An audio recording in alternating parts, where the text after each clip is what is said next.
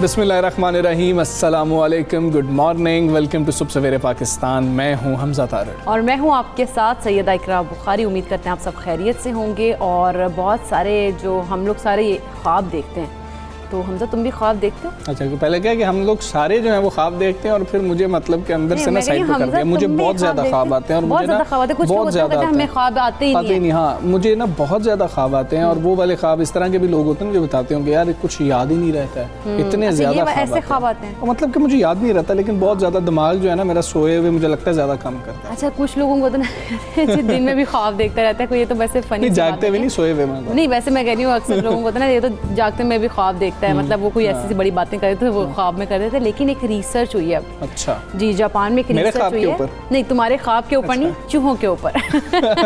अच्छा, वो रिसर्च ऐसे हुई है, चूहों के ऊपर उन्होंने की है और उन्होंने देखा है उस रिसर्च के दौरान कि जो ख्वाब देखते हैं उससे आपका जो दिमाग है वो ज़्यादा बेहतर तौर पर काम करता है। यानी कि आप सो रहे होते हैं और ख्वाब देख रहे होते हैं तो उस दौरान जो आपके दिमाग की हरकत और उसमें जो खून का बहाव है वो बहुत तेज़ी से हो रहा होता है। और अगर उन्होंने रिसर्च के दौरान काफ़ी ज़्यादा उन जो चूहे थे उनको एक जो था कैरेट उसमें स्टोर किया हुआ था उन्हें, और उन्होंने देखा उसको कि उनको एक टाइम पीरियड के बाद, सर्टेन टाइम पीरियड के बाद उन्होंने उठाया भी। उन्हें कोई दवाई दे के या उस तरह से नहीं सुलाया गया था, लेकिन उस रिसर्च के दौरान उन्होंने उनको वैसे ही मतलब जिस तरह नेचुरली वो सोते हैं उसी तरह उन्होंने सोने दिया, उन्हें ऑब्जर्व किया।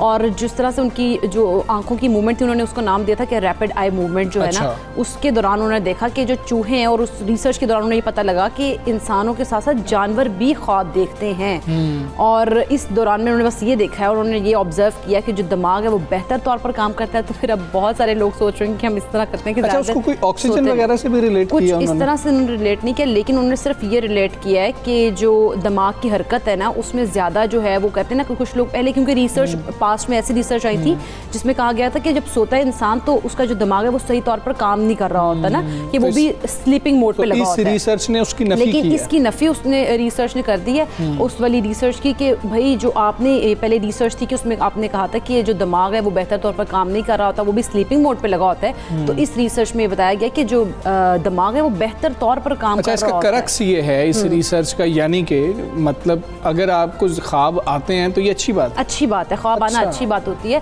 और इसमें ये पता चलता है कि जो आपका दिमाग है वो बेहतर तौर पर काम कर रहा है, तभी आप इतने ख्वाब देख रहे होते हैं। अच्छा, ख्वाब सोते हुए देखिए, जागते हुए भी वैसे देखना चाहिए, क्या पता कोई पूरा ही हो ही जाए। और जो जागते हुए आप ख्वाब देख रहे होते हैं उसके लिए कुछ ना मेहनत भी करनी पड़ती है, वो ऐसे देखने से पूरे नहीं हो जाते हैं। खैर चलिए, अच्छी बात है अगर ख्वाब देखना। कई लोग परेशान मेरे जैसे होते हैं कि यार इतने ख्वाब आते हैं, तो वो चले बुरा नहीं है, बड़ा ज़बरदस्त काम कर रहा है, सोते हुए काम करता है, जागते हुए काम नहीं कर रहा होता। खैर हम टॉप स्टोरीज पर नज़र डालते हैं।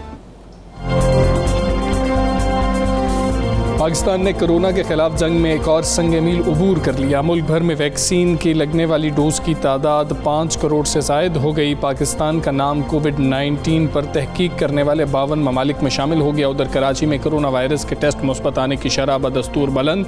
वैक्सीनेशन के बगैर पेट्रोल नहीं मिलेगा। लाहौर में 1 सितंबर से नई पाबंदी। KP हुकूमत का SOPs पर अमल दरामद के लिए पाक फौज की मदद लेने का फैसला। कोरोना का मुकाबला भी करना है, तालीमी सरगर्मियां भी जारी रखनी है। सुबह सिंध में पीर 30 अगस्त से तमाम स्कूल्स खोल दिए जाएंगे। 100% वैक्सीनेटेड स्टाफ वाले स्कूल्स को खोल दिया जाएगा। तमाम इदारे 50% हाजिरी के साथ खोले जाएंगे। बच्चों को 3 दिन के वक्फे के साथ स्कूल जाने की इजाज़त होगी। वालिदैन को कोविड सर्टिफिकेट स्कूल में जमा कराना होंगे।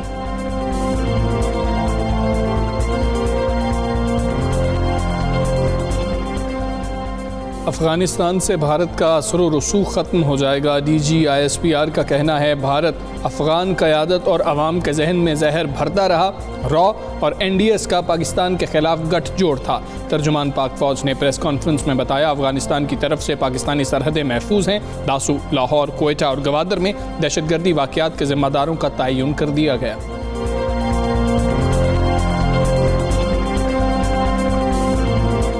खेल के मैदानों से पाकिस्तान के लिए एक और अच्छी खबर। पाकिस्तानी खवातीन साइकिलिस्ट पहली बार वर्ल्ड साइकिलिंग चैंपियनशिप में शिरकत करेंगी। कौमी विमेन चैंपियन केंजा मलिक वतन का नाम रोशन करने के लिए पुरअज़्म, कहती हैं वर्ल्ड चैंपियनशिप में मुल्क की नुमाइंदगी करना एजाज़ की बात है, मगर मुस्तकबिल में भी खवातीन की नुमाइंदगी की राहें हमवार की जाएं।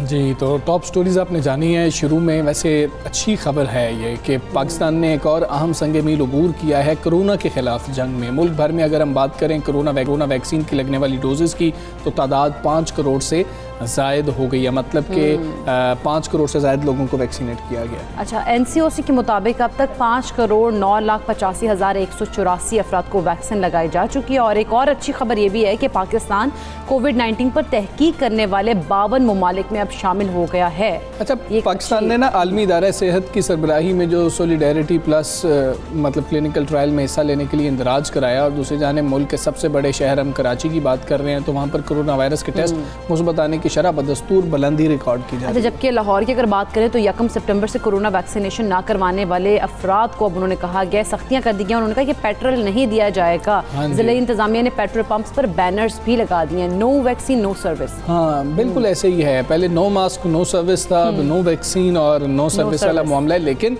इसके ऊपर अमल दरामद कैसे मुमकिन होगा, ये देखना भी बहुत ज़्यादा ज़रूरी है। चलें, पता लग जाएगा, चंद दिन रह गए हैं, उसके बाद मालूम ये भी हो सकेगा, आपके साथ वो भी शेयर करेंगे। हाईवेज़ पर भी कोरोना वैक्सीनेशन सर्टिफिकेट के बगैर सफ़र पर पाबंदी आयद करने का फ़ैसला कर लिया गया है। जबकि खैबर पख्तूनख्वा हुकूमत ने कोरोना केसेस में इजाफे के पेश नज़र स्मार्ट लॉकडाउन को सख्त करने का फ़ैसला किया। अच्छा, अगर बात की जाए SOPs की, तो उस पर अमल दरामद के लिए पाक फ़ौज से मुआवनत की दरख्वास्त भी की जाएगी। दूसरी जानिब अगर बात करें पार्लिमानी सेक्रेटरी सेहत डॉक्टर नौशीन हामिद की, तो उन्होंने कहा है कि मुल्क में मुकम्मल लॉकडाउन पर गौर नहीं किया जा रहा है, स्मार्ट लॉकडाउन का दायरा कार बढ़ाया जा सकता है। हाँ, बिल्कुल ऐसे ही है, और उसको जो है स्मार्ट वाकई तौर पर करना भी होगा। जिस तरह से उसका नाम है ना, उसको मज़ीद स्मार्ट करने की ज़रूरत भी है हमें। हम बात करेंगे, हमारे साथ इस वक्त माहिर वबाई अमराज डॉक्टर जवाद असगर राना साहब मौजूद हैं। डॉक्टर साहब अस्सलाम वालेकुम, गुड मॉर्निंग। डॉक्टर साहब, कितना बड़ा संग मील आप देखते हैं? 5 करोड़ से ज़ायद अफराद को हमने वैक्सीनेट कर लिया है। हमारी रफ्तार पहले बहुत सुस्त थी, अभी भी रफ्तार इससे मज़ीद तेज़ होनी चाहिए, लेकिन हमने क्या कुछ अचीव किया? वेरी गुड मॉर्निंग जी, और अस्सलाम वालेकुम। बहुत शुक्रिया प्रोग्राम में लेने का। देखिए, 5 करोड़ एक वाकई माइलस्टोन है, लेकिन चंद चीज़ें आपके जहन में होनी चाहिए कि 5 करोड़ जो है ये डोजेज़ हैं, यानी कि ये नहीं है कि 5 करोड़ लोग अभी वैक्सीनेट हो गए हैं। और जो हमारे वफाकी वज़ीर हैं असद उमर साहब, उन्होंने ख़ुद इस बात का टेलीविज़न पे परसों ये इस पे बताया है कौम को कि अगर हम ये देखें कि कितने लोग फुल्ली वैक्सीनेटेड हैं, यानी कि उनको 2 डोजेज़ लग चुकी हैं, वो अभी सिर्फ 6% हुए हैं पाकिस्तान के अंदर। तो अभी रास्ता बड़ा लंबा है, लेकिन उसका मतलब ये नहीं है कि हमने एक माइलस्टोन अचीव नहीं किया। हमारी पहले की निस्बत स्पीड अब वैक्सीनेशन की बहुत तेज़ी के साथ बढ़ी है। अब अगला चैलेंज हमारे लिए ये होगा कि हम इस स्पीड को मेंटेन कर सकें, क्योंकि वैक्सीनेशन के अंदर नॉर्मली ये होता है कि 40-50% तक जब आप पहुंचते हैं तो फिर स्पीड स्लो हो जाती है। ये एक वैक्सीन का चैलेंज है। तो हमारी कोशिश ये होनी चाहिए कि जब तक हम अपनी 60-70% आबादी को वैक्सीनेट नहीं कर लेते, और उसका मतलब है कि 2 डोजेज़ उनको नहीं लग जाती, हम बिल्कुल अपनी एहतियात भी वैसे ही रखें और अपने आप को बचा के भी रखें। बिल्कुल डॉक्टर साहब, पाकिस्तान के हवाले से एक अच्छी खबर भी है कि कोरोना पर तहकीक के हवाले से अब WHO की लिस्ट में शामिल कर लिया गया है। कितनी पॉजिटिव चीज़ है, और ये कितना पहले हो जाना चाहिए था ये अमल? नहीं, मेरा अपना ख्याल है, मैं ये पाकिस्तान का बहुत अरसे से WHO के इश्तराक के साथ मुख्तलिफ किस्म की तहकीक में शामिल होता रहा है। अच्छा। और कोविड के हवाले से भी हमने पाकिस्तान इससे पहले भी हम ट्रायल्स में शामिल रहे हैं, हम दूसरी स्टडीज़ के साथ शामिल रहे हैं। अच्छा। लेकिन तहकीक में आप जो बढ़ते जाएँ ये अच्छी बात है, और इसको ज़्यादा हमें बढ़ाना चाहिए। अच्छा डॉक्टर साहब, एक और अहम चीज़ है, जिस तरह से आपने कहा 40 से 50% तक तो हम पहुंच जाते हैं, फिर हमारी रफ्तार सुस्त होना शुरू हो जाती है, क्योंकि बड़ी तादाद अब उन लोगों की रह जाती है, बल्कि कहा जाए तो शायद 90% से ज़्यादा तादाद उन लोगों की रह गई है जो वैक्सीनेट खुद को करवाना ही नहीं चाहते हैं, वैक्सीन अवेलेबल होने के बावजूद भी। अब क्या करना होगा? ऐसे लोगों को कैसे वैक्सीनेट करना है जिनको शायद घरों से निकाल के कहना पड़ेगा भाई अब आपकी बारी है, आपको वैक्सीनेट करना है, बाकी पाकिस्तान वैक्सीनेट कर चुके हैं? इसमें देखिए जी, आपकी बात बिल्कुल सही है, और ये वो लोग होते हैं जो वैक्सीन नहीं लगवाना चाहते किसी भी वजह से। तो अब इन लोगों को दोनों चीज़ें हम कहते हैं होनी चाहिए, जिसे कहते हैं कैरेट एंड स्टिक, यानी कि सख्ती भी और नरमी भी, और इंसेंटिव भी और सख्ती भी। तो ये जो गवर्नमेंट कर रही है, मेरे ख्याल से इसके कुछ अच्छे फैसले हैं अगर इस इम्प्लीमेंटेशन हो गई। अगर आपने बच्चों को स्कूल भेजना है तो आप वैक्सीनेटेड हो, उसका सर्टिफिकेट दें। आपने सफ़र करना है पब्लिक ट्रांसपोर्ट पे या बड़ी शाहराहों पे, तो आपके पास वैक्सीनेशन कार्ड्स होने चाहिए। तो ये एक अच्छी है, लेकिन असल जो इसका हल है वो आप लोगों के पास है, जो मीडिया है इस चीज़ को ले कि जब हम वैक्सीन ले रहे हैं तो हम अपना फ़ायदा कर रहे हैं। देखिए, अगर हम सीट बेल्ट पहनते, अगर हम गाड़ी में सीट बेल्ट पहनते हैं तो उससे गवर्नमेंट को तो नहीं फायदा कि हम अगर खुदा नाश्ता एक्सीडेंट हो जाता है तो बच जाते हैं, वो हमारे ही मुफाद के लिए है। और इसी वजह से गवर्नमेंट उस पर जुर्माना लगाती है कि अगर आपने सीट बेल्ट नहीं पहनी हुई। मेरा ख्याल से वैक्सीनेशन का भी हमें ये पॉइंट सोचना चाहिए हर शख्स को कि ये वैक्सीन ना सिर्फ मुझे फ़ायदा देगी बल्कि मेरे तमाम घर वालों को फ़ायदा देगी, कि मैं बाहर से कोई वायरस लेके घर वालों को के पास ना आ जाऊं, मेरे वालिदैन, मेरे बुजुर्ग जो हैं वो इससे ज़्यादा शदीद मुतासर ना हो, उनकी अमवात ना हो। तो अपने से ज़्यादा ये जो वैक्सीनेशन है आपको अपने घर वालों के लिए करानी चाहिए। बिल्कुल। अच्छा डॉक्टर साहब, कुवैत में एक अहम फैसला किया गया एस्ट्राजेनेका के हवाले से कि उन्होंने ये किया है कि ऑक्सफोर्ड एस्ट्राजेनेका की जो उसकी जो सेकंड डोज है उसका जैसे दौरानिया 3 माह के बाद था ना, तो अब उन्होंने 6 वीक्स कर दिया है। तो इस तरह की कोई गाइडलाइंस पाकिस्तान के हवाले से भी आई हैं? पाकिस्तान ने जो वैक्सीन्स के लिए गाइडलाइंस जो ताज़ा जारी की हुई हैं वो इन्होंने 28 दिन का वक्फा रखा हुआ है। मैं थोड़ा सा ये बता दूं कि पूरी दुनिया में इस बात पे तहकीक हो रही है कि आइडियल वक्फा क्या है, वो 4 हफ्ते है, 6 हफ्ते है, 8 हफ्ते है या इससे ज़्यादा है। और ये वक्त के साथ साथ हमें ये इस चीज़ का पता लगेगा, तो उस वक्त तक जो भी ताज़ा तहकीक के मुताबिक जो रिजल्ट्स आते हैं उसके मुताबिक इनका ड्यूरेशन किया जाता है। तो पाकिस्तान में जो 4 हफ्ते का है, ये नॉर्मली वैक्सीन्स के अंदर तकरीबन 4 हफ्ते का फर्स्ट टू सेकंड डोज वक्फा होता है। अच्छा, ठीक है। अच्छा डॉक्टर साहब, एक और अहम चीज़ है वो आपसे हम जानना चाहेंगे कि कुछ लोग जो वैक्सीनेट हो गए हैं, अव्वल तो वो ये समझते हैं कि हम बहुत महफूज हैं, अब हमें कोई एहतियात की ज़रूरत नहीं है। ये तो एक मिथ ही है, हमें फिर भी बहुत ज़्यादा एहतियात करनी है। ये एक शील्ड है, लेकिन वो शील्ड टूट भी सकती है। फिर साथ लोग ये भी समझते हैं चूँकि मैं वैक्सीनेटेड हूँ, मैं किसी और को इन्फेक्ट नहीं कर सकता, मैं तो कैरियर ही नहीं हो सकता। सर, इसको हम किस तरीके से लोगों के अज़हान में डालें कि आप बेशक फुली वैक्सीनेटेड हैं फिर भी ख़तरा मौजूद है? देखिए, पहले तो ये है कि मैं किसी दूसरे, अगर मुझे वैक्सीनेशन होगी हुई है और मैं किसी को और को नहीं लगा सकता, जो जदीद तरीन तहकीक आई है उसके मुताबिक उन लोगों को जिनको वैक्सीन लगी हुई है और वो दोबारा बीमार होते हैं, इन्फेक्ट होते हैं, तो उनके वायरस की तादाद उनके नाक में और अनवैक्सीनेटेड के तकरीबन बराबर है।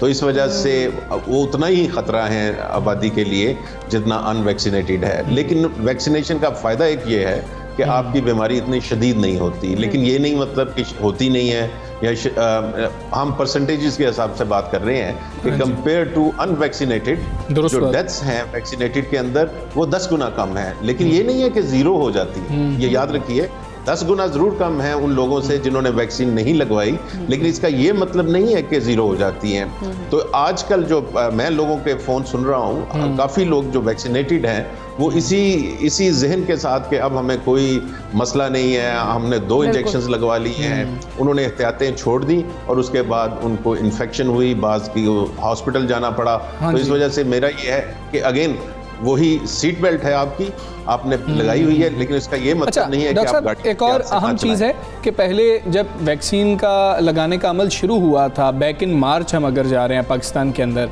तो बात हो रही थी कि आप में एंटीबॉडीज़ जो हैं वो 3 हफ्ते लग जाते हैं पहली डोज़ लगवाने के बाद, फिर आप सेकंड डोज़ अगर लगवाते हैं तो उसके बाद भी 3 हफ्ते लग जाते हैं। इस हवाले से कोई नई रिसर्च सामने आई है कि एंटीबॉडीज़ कब तक बनना शुरू हो जाते हैं?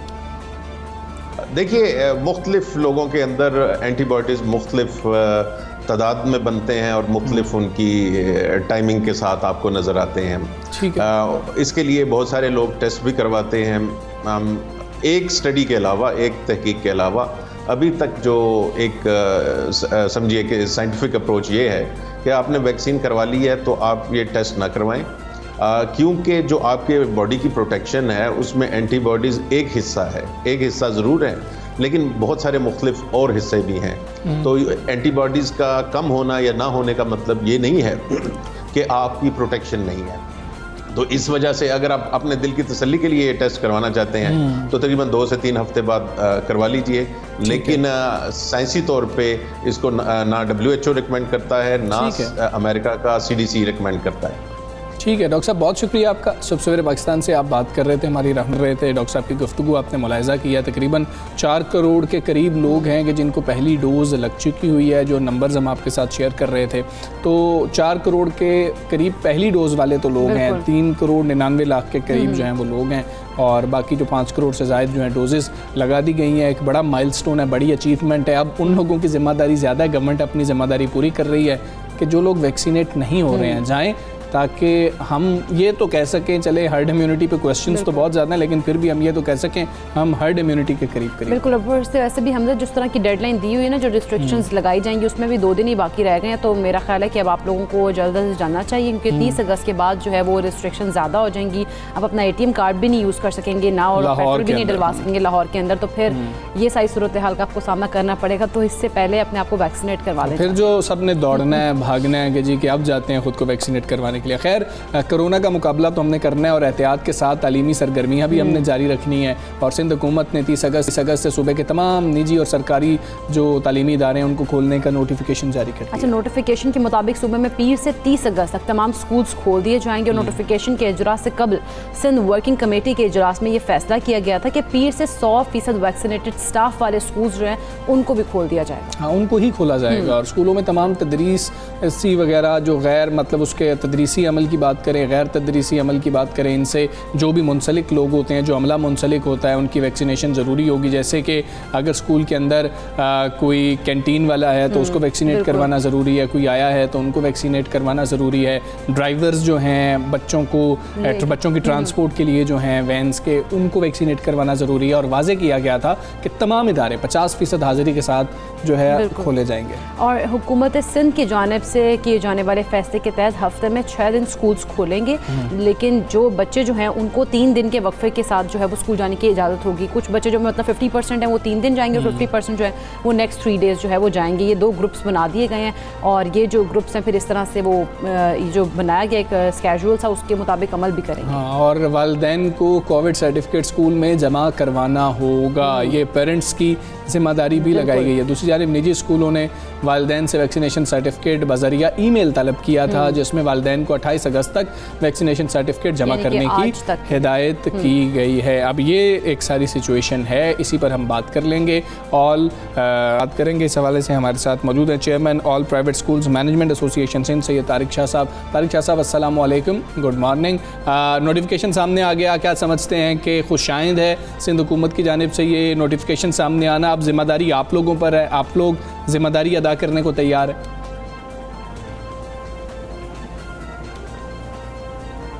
जी बिल्कुल, देखें बहुत शुक्रिया ऑन बोर्ड लेने के लिए। देखें बात यही है कि हम तो बारहा अपील करते रहे कि जहाँ हेल्थ पे फोकस किया जा रहा है वहाँ पर थोड़ा बहुत एजुकेशन पे भी फोकस किया जाए। खैर बहरहाल अब जो है वो फाइनली सिंध के अंदर जो है वो तालीमी इदारे खुलने जा रहे हैं फ्रॉम 30 अगस्त। और ऑब्वियसली इसमें ज़िम्मेदारी हमारी भी है कि जहाँ हमने एजुकेशन को फोकस करने के लिए कहा, अब वहाँ ज़िम्मेदारी हमारी भी है कि हम अपने स्कूल्स को सेफ़ इन्वायरमेंट क्रिएट करें, हेल्दी इन्वायरमेंट क्रिएट करें बच्चों के लिए, ताकि बच्चे इफ़ेक्ट ना हो कोविड-19 से। हत्तुल इम्कान तमाम स्कूलों ने अपनी प्रिपरेशन कंप्लीट कर ली है और इंशाल्लाह 30 अगस्त से हम बहुत बेहतर तरीके से तालीमी इदारे दोबारा से रीओपन करेंगे। अच्छा शाह साहब, बताइएगा इस बारे में कि सिंध हुकूमत की तरफ से बच्चों के वालिदैन के जिस तरह से कहा गया कि कोविड वैक्सीनेशन के जो सर्टिफिकेट्स हैं वो आज तक जो हिदायत की गई थी कि जमा कराने, तो इस बात को यकीनी बना लिया गया कि आज तक तमाम पेरेंट्स जो है वो कोविड वैक्सीनेशन की जो सर्टिफिकेट्स हैं वो ईमेल कर दिए गए हैं स्कूल्स को?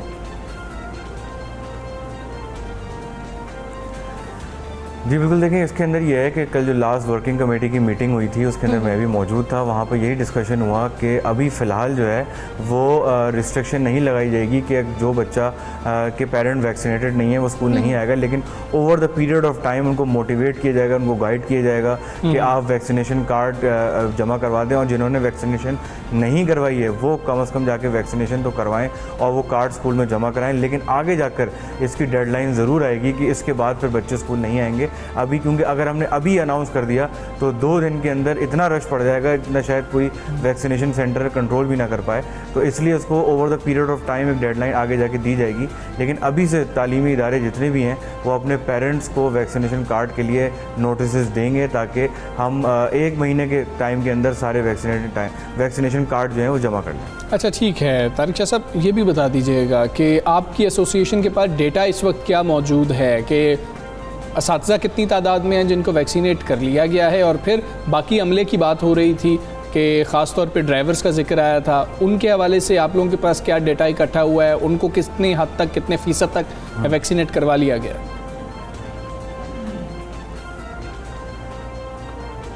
जी बिल्कुल, देखें 88% जो है वो टीचर्स फुल्ली वैक्सीनेटेड हो चुके हैं। बाकी जो 12% हैं वो पार्शली वैक्सीनेटेड हैं, लेकिन इंशाल्लाह वो भी अपने वक्त के साथ फुल्ली वैक्सीनेटेड हो जाएंगे। ठीक है। सेकेंडली ये है कि हमने कल मीटिंग में यही डिस्कस किया था कि जहाँ तक वैन ड्राइवर्स का काम है वो हम एक हद तक तो कर सकते हैं कि हम अपने स्कूल्स के अंदर authorise van drivers, authorise van services के जो है वो लिस्ट जारी कर दें।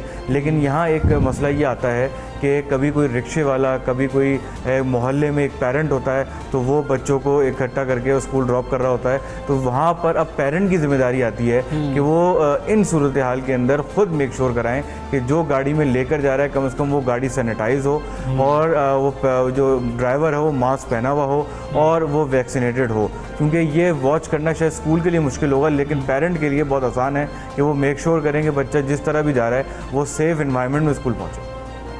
ठीक है तारिक शाह साहब, ये भी बताइएगा कि सारे मामलात सिंध हुकूमत से वैसे तय पा गए हैं ना, खुशी खुशी सारे मामलात तय हो गए, अब किसी चीज़ के ऊपर कोई कन्फ्यूजन या फिर कोई एतराज़ मौजूद नहीं है, या एतराज़ात अभी भी मौजूद हैं कुछ चीज़ों पर?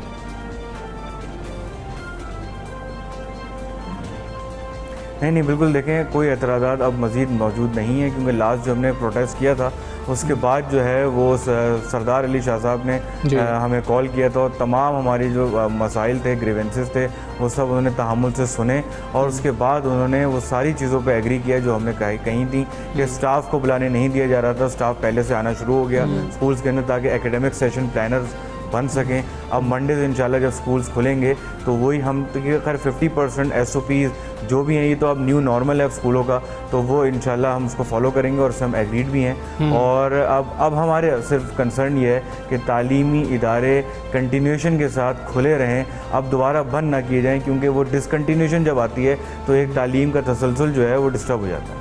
बिल्कुल, हम भी ये उम्मीद करते हैं कि जो स्कूल्स हैं, जिस तरह से एजुकेशन का सिस्टम अगर स्टार्ट हुआ है तो ये कंटिन्यू रहे, ये इसमें कोई भी हलल ना आए। लेकिन जिस तरह से आपने बात की शाह साहब कि पेरेंट्स को जिस तरह 1 मंथ की डेडलाइन दी गई है, आप नहीं समझते कि इसको इन चीज़ों को पहले से हल कर लेना चाहिए था, ना कि जब जिस तरह से आप लोगों ने कहा कि इतना जोर भी दिया सिंध हुकूमत पे कि स्कूल्स खोले जाएँ, तो उससे पहले सारी तैयारी मुकम्मल कर लेनी चाहिए थी, होमवर्क कंप्लीट करके फिर आपको स्कूल्स खोलने चाहिए थे।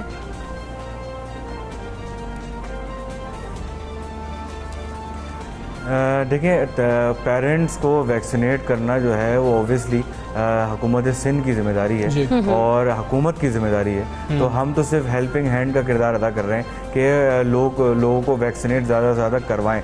लेकिन तालीमी इदारों को खोलने की सिर्फ एक ही कंडीशन थी कि तमाम असातिज़ा वैक्सीनेटेड हों और आप तमाम SOP फॉलो करवाएं। वो हमने जब तक पूरा नहीं किया, जब तक तालीमी इदारे नहीं खोले। लेकिन अब मज़ीद डिले इसलिए नहीं किया जा रहा क्योंकि तालीमी इदारे तमाम वैक्सीनेट हो चुके हैं। अब SOP पे मुकम्मल अमल दरामद कराने की गारंटी भी दी गई है, तो इसलिए अब खोले जा रहे हैं। और डेडलाइन ये सिर्फ हमने अपने हद तक रखी है कि हम अपने मेक श्योर करें कि 1 महीने के अंदर कंप्लीट कर दें। हुकूमत ने कोई डेडलाइन नहीं दी है, तो ये मैं मेक श्योर करता चलूँ कि ये तालीमी इदारों की अपनी तरफ से एक डेडलाइन है। ठीक है तारिक शाह साहब, बहुत शुक्रिया आपका। सुबह सवेरे पाकिस्तान से आप बात कर रही, अच्छी बात है। तालीम का जो तसलसल हम देख रहे हैं कि बार बार किसी ना किसी तरह से टूट जाता है, किसी ना किसी तरह से ब्रेक लग जाती है, इसको ब्रेक नहीं लगनी चाहिए। अब इतनी बड़ी तादाद में असातिज़ा अगर वैक्सीनेटेड हैं, स्टाफ भी वैक्सीनेट हो रहा है, तो पेरेंट्स की भी जिम्मेदारी है खुद को वैक्सीनेट करवाएं बच्चों की तालीम के लिए। पेरेंट्स के थ्रू बिलाखिर तो करवाना बच्चे भी कैरियर मतलब बन सकते हैं चीज़ों के, तो पेरेंट्स की जिम्मेदारी ये है कि अपने आपको वैक्सीनेट कराएं ताकि उनके बच्चों का जो हर्ज हो चुका है इतना ज़्यादा तालीम का वो अब ना हो और एक कंटिन्यूटी जो है वो बरकरार रहे। बिल्कुल ऐसा ही है। हम एक ब्रेक लेते हैं और ब्रेक के बाद वापस आएंगे। Stay with us.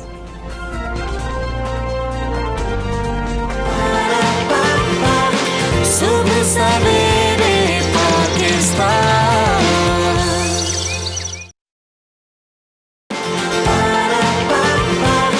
सुबह सवेरे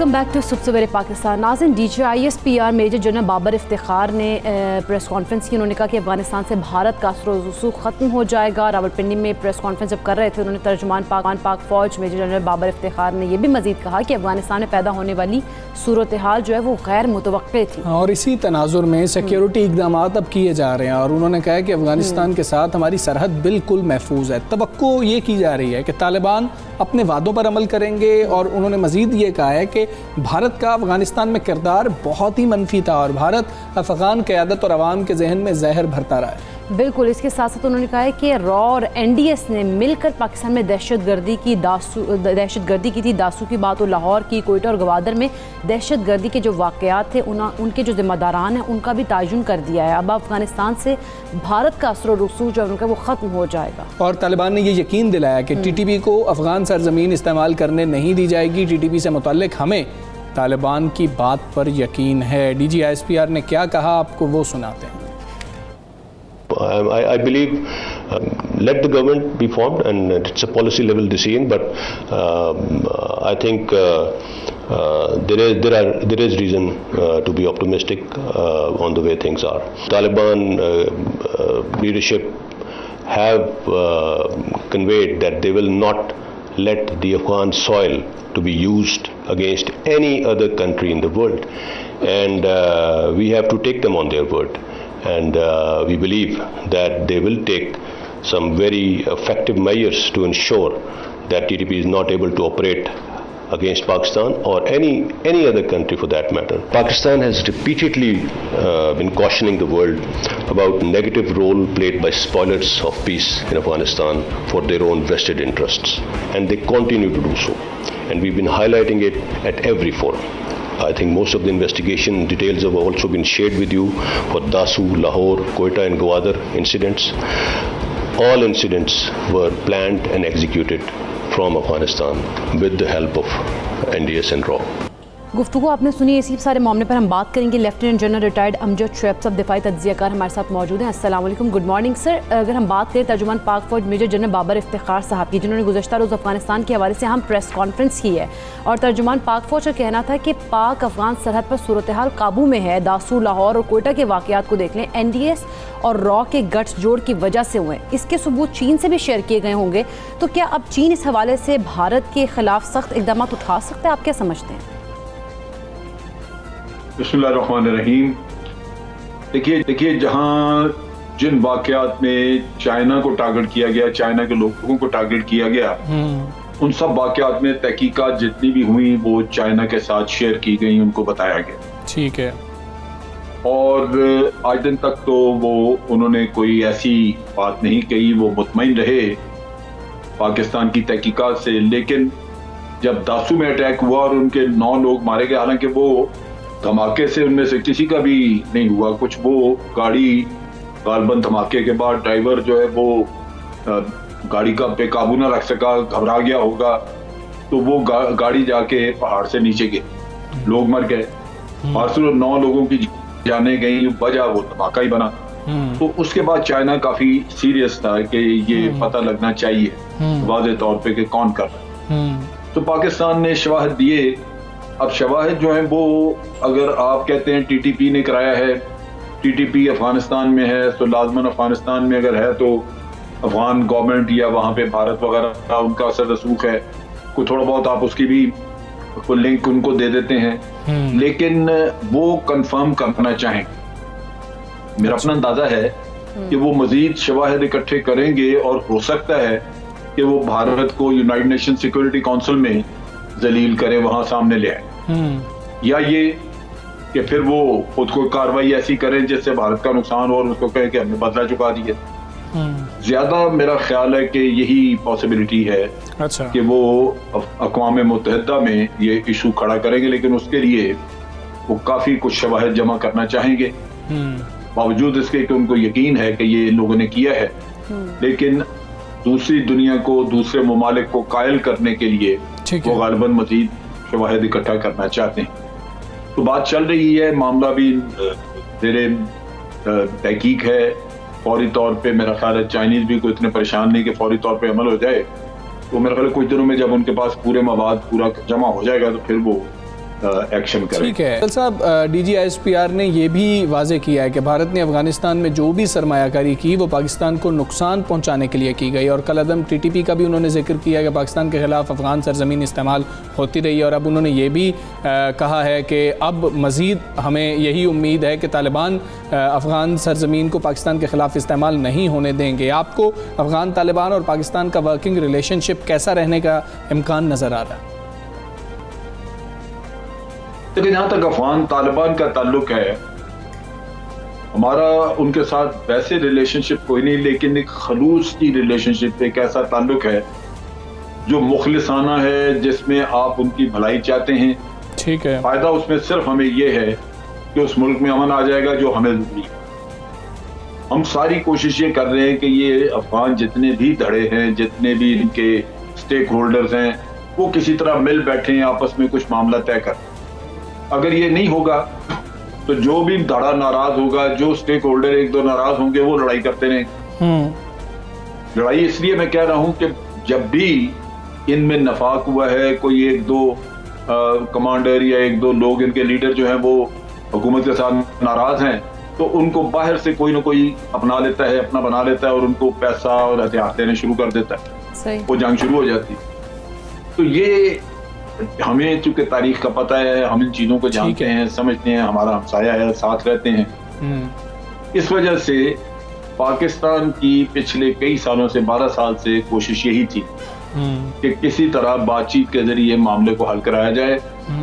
मार धाड़ से ये मामला हल नहीं होगा, और तालिबान को भी हमने इसी चीज पे कायल किया कि देखो, तुमने बाकी दुनिया के साथ रह के आगे चलना है। अगर तुम्हारी हुकूमत बनती है, सही है, तो वो उस हुकूमत के सफारती ताल्लुकात सबके साथ होने चाहिए, ताकि तुम तिजारत भी कर सको, तालीम भी ले सको, तुम्हारे लोग जा सकें, बाहर पढ़ सकें, और उसके अलावा कोई तरक्याती काम भी हों।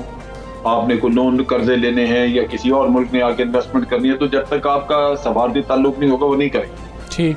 तो तालिबान को समझ लगी। अब ये है कि अशरफ गनी हो या करजई हो या अब्दुल्ला या कोई और वहां पे बैठा, इन सब लोगों ने भी सोचना है कि क्या उनके अपने जाती मुफादात सबसे बेहतर हैं, वही ज्यादा चाहिए, सही, या ये कि मुल्क का भला देखना है, जहां आपकी 2 जनरेशन पिछले 40-45 साल में सिर्फ मार धाड़ उन्होंने देखी, सिर्फ फसाद देखा, जंग देखी, उनको अब अमन मिल सके। तो ये लीडरशिप का, अकल का इम्तहान होता है, दूरंदेशी का इम्तहान होता है। अगर वो हुआ तो फिर ये ले दे करके गिव एंड टेक की बुनियाद पे अमन ले आएंगे, कुछ ना कुछ हिस्सा हुकूमत में लेंगे, हुकूमत में शामिल हो जाएंगे, और मिलके फिर अपने मुल्क की तरक्की के लिए काम करें। सर, DGISPR ने यह भी कहा कि हमने अफगानिस्तान में हुकूमत की तश्कील का इंतजार करना है, और भारत का असर जो है वो खित्ते और अफगानिस्तान से खत्म होगा। आप क्या समझते हैं, भारत का अफगानिस्तान से अमल दखल खत्म होने से पाकिस्तान समेत, और अगर पूरे खित्ते की बात करें, तो क्या फवायद हासिल होंगे? देखें, अगर तो अमन आ जाता है तो फिर सबसे पहले वस्ती एशिया की तिजारत खुल जाएगी। अफगानिस्तान के रास्ते CPEC इस्तेमाल होना शुरू हो जाएगा, रशिया इस्तेमाल करेगा, सेंट्रल एशिया की रियासतें करेंगी, पाकिस्तान को भी राहदारी के पैसे मिलेंगे, इनको भी, अफगानिस्तान को भी राहदारी के पैसे मिलेंगे। फिर रास्ते में जब इतना ट्रैफिक, इतना सामान जाता आता है, तो तिजारत बढ़ जाती है, लोग अपना कारोबार वगैरह खोल लेते हैं। नतीजा ये है कि ये सारा माशी तरक्की की तरफ मामला चल पड़ता है। चाइना इस मामले में काफी आगे है। वो चाहते हैं कि अगर ये अमन आ जाए तो CPEC जो पाकिस्तान में, उसको अफगानिस्तान के साथ मिला के आगे सेंट्रल एशिया तक ले जाएं। ठीक है। फिर वो अफगानिस्तान में काफी इन्वेस्टमेंट करना चाहते हैं, खास तौर पे माइनिंग में, जहाँ पे कि वो मादनियात वगैरह जो है वो निकालना चाहते हैं। तो इस तरह अफगानिस्तान को भी फायदा होगा, आमदन होगी कोई ना कोई। आज तो उनकी अपनी आमदन कोई नहीं है जी। वो कोई मुल्क, बाहर के दूसरे मुल्क में, मगरबी मुल्क वगैरह, वो को देते हैं पैसे, तो कुछ काम चलता है, ना देंगे बेड़ा गर्क हो जाएगा।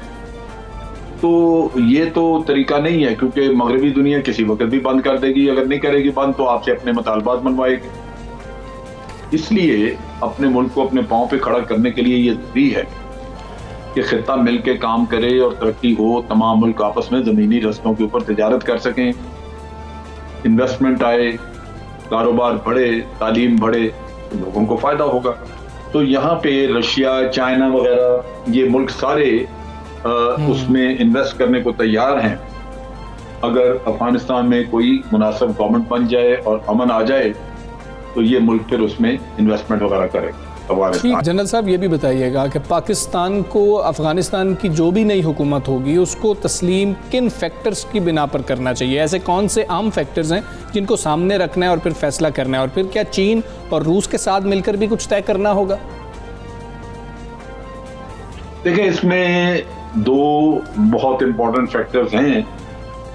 वो एक तो ये है कि हुकूमत वो बने जिसको तमाम अफगान अवाम या अफगान स्टेक होल्डर्स की हमायत हासिल, यानी वो हिस्सा बन जाएंगे उसका। अभी तो वो बड़ा मसला है, आइन बनना है, आइन में इस्लामी शिकें किस हद तक लोग मांगते हैं, नहीं मानते, खवातीन के हकूक, ये वो किस हद, वो आइन जो बनेगा और फिर जो हुकूमत में लोग शमूलियत कर लेंगे तो वो फिर कोई झगड़ा ऐसा नहीं रहेगा। वो हुकूमत एक सबकी तस्लीम शुदा हुकूमत होगी अफगानिस्तान के अंदर।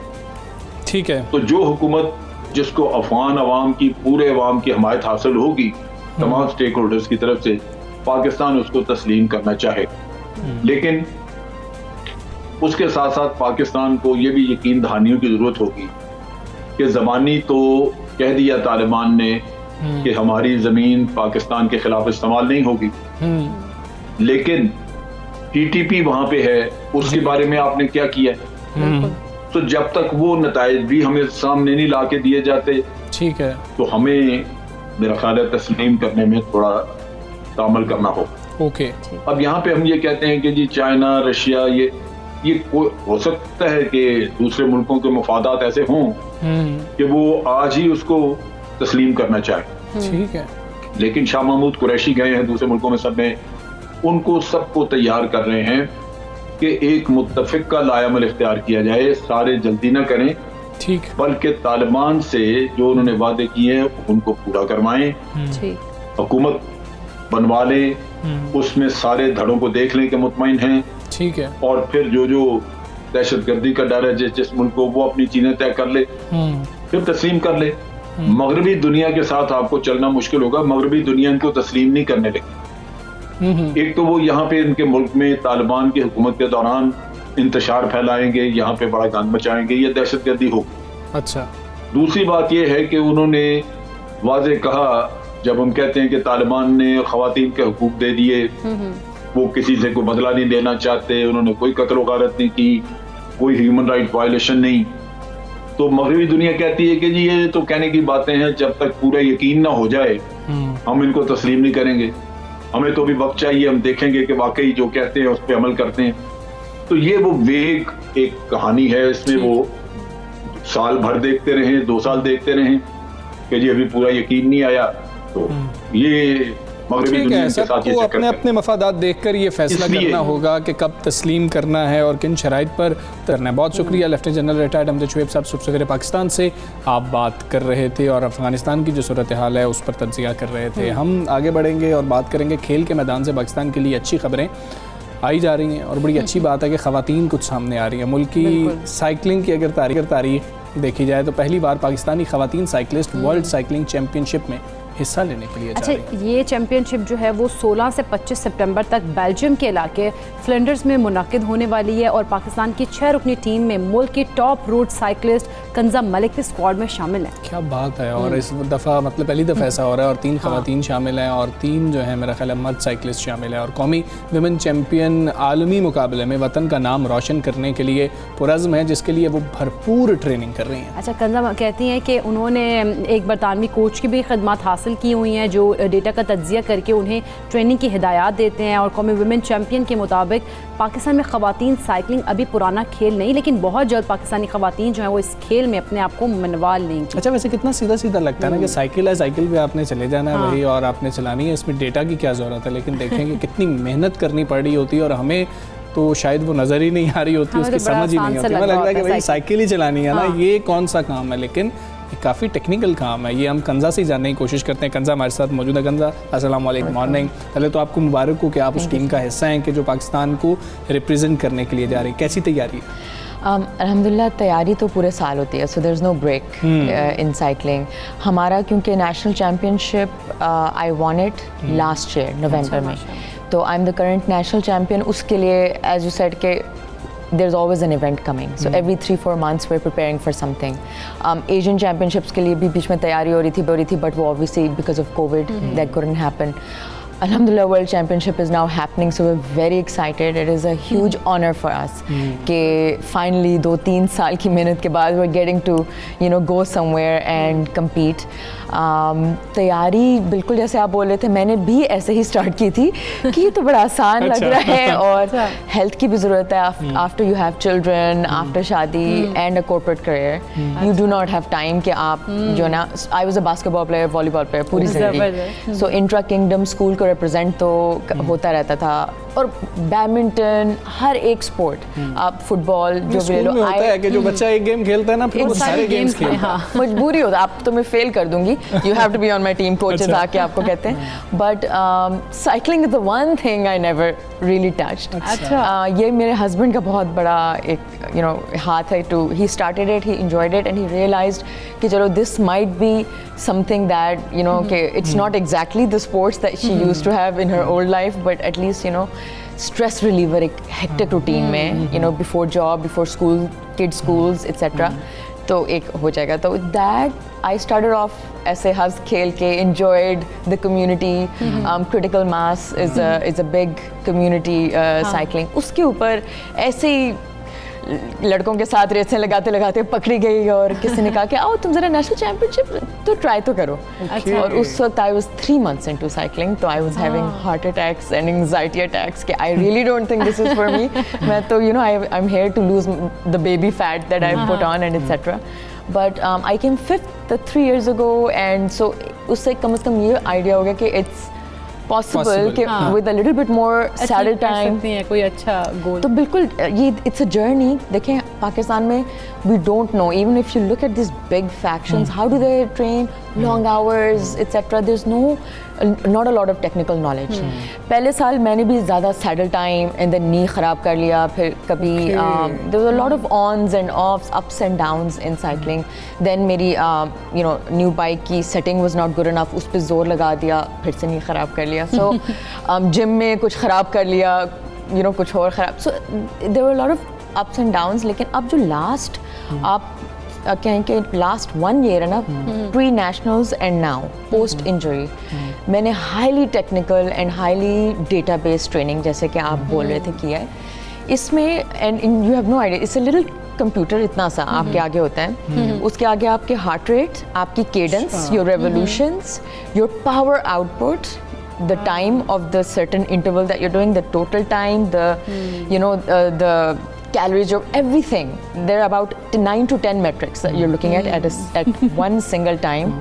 And जो training है वो UK based, Jody Warrington is a very good international coach. He has a lot of people that he trains around the world that are doing very well. तो इनको हमने खुद ही like पकड़ा कि please help us, and he's helping me in a way कि every single day उन्होंने मेरा week plan किया होता है. एंड उसमें ये होता है कि डिपेंडिंग ऑन द इवेंट कि मैं क्या इंडिविजुअल टाइम ट्रायल कर रही हूँ, वो जो कि basically it's a very different, जो रेसिंग अगेंस्ट अ टाइम, या रोड रेसिंग कर रही हूँ जिसमें आपको पंच करके, स्ट्रेटजी चेस करके, व्हील पकड़ के. So for those you need different kind of muscles, different kind of आपको फटीग रेजिस्टेंस ट्रेनिंग करनी है. ये तो सोच से भी ज्यादा टेक्निकल है और बड़ा मुश्किल लग रहा है. ये आसान बिल्कुल नहीं लग रहा है. लेकिन आपकी बातों से लग रहा है कि तैयारी पूरी है. तैयारी अल्हम्दुलिल्लाह जितनी हो सकती थी 1 साल में है. वो बातों से वैसे लग रहा है कंजा की जितनी वो बता रही हैं, टेक्निकलिटीज बता रही हैं, तैयारी आपकी इस वक्त बहुत अच्छी है. हम आपको वैसे बेस्ट ऑफ लक भी कहेंगे कि आप उसमें जाएं और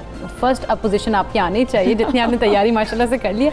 लेकिन ये वैसे जिस तरह से आपने बताया कि आपके हस्बैंड ने कहा, इसके अलावा कौन कौन सी जो गेम्स आपने बताई हैं वो आप खेलती हैं, और कब से वैसे शौक था? ये बचपन से ही था कि स्पोर्ट्स में आना? और since day one, जैसे कि आपने बोला, when you're aggressive you enjoy that adrenaline, those sports, तो then I think पढ़ाई के साथ साथ it was something I needed on the side. And then there were always seasons. कभी soccer का season है, कभी basketball का season है. So it was like, and obviously you got selected for every team. So it was always fun. Obviously जब आप फिर universities, I did my mechanical engineering from GIK. So that was tough. Then शादी, then children. तो इसके दौरान ये चीज़ छूट गई थी. And I think my husband did realize कि this is something that will make her happy. ये बड़ी ज़बरदस्त बात से है. इधर तक का सफर है कि इतना मतलब कि वो सीधा नहीं है, बड़ा वो इंजीनियरिंग से होता हुआ यहाँ पे पहुँचा है. अच्छा, ये हमें आप बताएं कंजा कि हम देखते हैं कि जी ये क्रिकेटर है, 8 घंटे जी विराट कोहली साहब जो हैं वो बैटिंग की नेट प्रैक्टिस कर रहे हैं, वो हैं जी वो 6 घंटे कर रहे हैं. इसमें कितना टाइम लग जाता है और इसके किस तरह से होते हैं? और फिर आपने कोई टाइम भी देखा होगा, पता नहीं शायद इसमें लैप्स होते होंगे कि ये इतने टाइम में करना है, तो इंटरनेशनली देखा जाए तो वो किस दौरानिये में हो रहे हैं और हमारी टीम का दौरानिया क्या है? Sure. So I'll be very straightforward with you. You know what we have right now. पहले आपने ट्रेनिंग का पूछा, तो we do 2 to 3 hours per day. Okay. And around 6 days a week हो जाता है. एक दिन का रेस्ट, एक दिन की एक्टिव रिकवरी. पूरा हफ्ता ऐसे ही डिवाइड होता है. कभी इंड्योरेंस के 3-3 घंटे की राइड्स होती हैं, कभी जो हार्ड इंटरवल्स होते हैं उसका कूल डाउन और वार्म अप के साथ वो तकरीबन 2 घंटे का होता है. तो that is around 12 to 13 hours right there a week. So on average 2.5 hours a day. That, and we have to do it, आपको पता है सड़कों पे there's traffic, so you have to do it 4 AM, 3:30, 4 AM हम निकल जाते हैं ताकि ट्रैफिक और सबसे पहले हम अपना कर आएँ. बच्चों के स्कूल से पहले we're home and ready. The other thing you asked about is current तैयारी. तो देखें, अभी जो वर्ल्ड चैम्पियनशिप है, it is the 100th anniversary of the UCI World Championship in Belgium right now. This is our first year. So more than that, I think you understand what I'm saying is, plus the kind of, so this is, let's say me and my husband trying to reach out to people who are scientifically advanced ताकि हम technical structure training कर सकें. They have teams and they are paid riders. They have teams with the best dietitians. Every calorie is measured. Every rice cake के ingredient is measured on carbs चाहिए, proteins कितने चाहिए. Then they have their own, their own medical team, their helmets, their equipment is made to their bodies because every body is different. किसी का ऊपर वाला हिस्सा लंबा है, किसी का नीचे वाला हिस्सा लंबा, किसी के बाजू, everything.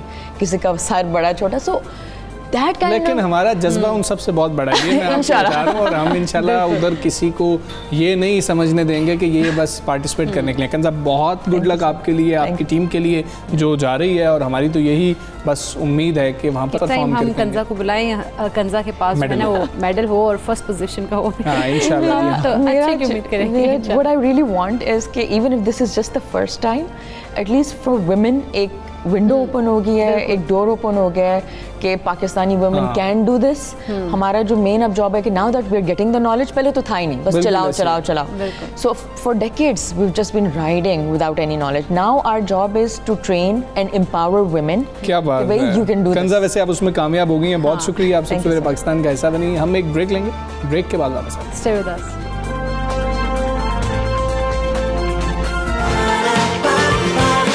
सुबह सवेरे पाकिस्तान,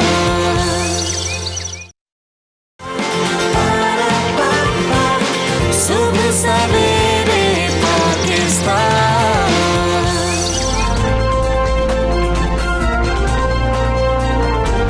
वेलकम बैक टू सुबह सवेरे पाकिस्तान. और अब नजर डालेंगे इस घंटे की टॉप स्टोरीज पर. कराची की एक और फैक्ट्री में खौफनाक आतिशज़दगी से सानहा बल्दिया के अलमनाक वाक़े की याद ताज़ा हो गई. बेकाबू आग ने कई ख़ानदान उजाड़ दिए. ज़िंदगी की बाजी हारने वालों में 4 भाई भी शामिल हैं. एनी शाहिद के मुताबिक फायर ब्रिगेड को बार बार कॉल की गई, फिर भी वो ताख़ीर से पहुँचे. फैक्ट्री में हंगामी सूरत हाल से निपटने के लिए कोई रास्ता नहीं रखा गया. फैक्ट्री मालिकान चंद पैसे बचाने के लिए हिफाजती इंतजाम नहीं करते. टेक्नोलॉजी की दौड़ में world city of Lahore authority भी किसी से पीछे नहीं. लाहौर के शाही कले से मुताल्लिक़ अहम मालूमात की डिजिटल शक्ल में मुंतकिली, कले की तारीखी इमारतों और नवादरात से मुताल्लिक़ मुस्तरद मालूमात का ख़जाना इकट्ठा कर दिया गया. वर्ल्ड सिटी अथॉरिटी अंदरून लाहौर की बहाली के लिए हर दम मैदान में रहती है. शाही हमाम और तारीखी गलियों की दिलकशी को बहाल किया गया. पीटीआई हुकूमत को अपनी 3 साल कारकर्दगी पर फख्र, मगर महंगाई को कौन काबू करेगा? हुकूमत ने 3 सालों में 11 बार अद्वियाती कीमतों में इजाफा किया। पाकिस्तान मेडिकल एसोसिएशन ने अद्वियाती कीमतों में इजाफा मुस्तरद कर दिया। मौजूदा हुकूमत ने 3 साल में 11 बार अद्वियात महंगी की। बुढ़ापा एक फितरी अमल, मगर बुढ़ापे की दहलीज पर कदम रखना किसी को पसंद नहीं। बुढ़ापे को रोका तो नहीं जा सकता, मगर उसकी आमद की रफ्तार को तो कम किया जा सकता है। बुढ़ापे को तेज़ी से बढ़ने में रोकने में अच्छी ग़िज़ाओं का किरदार बहुत अहम। दुरुस्त खुराक मोटापे और जिस्मानी दिफाई निज़ाम को काबू में रखती है।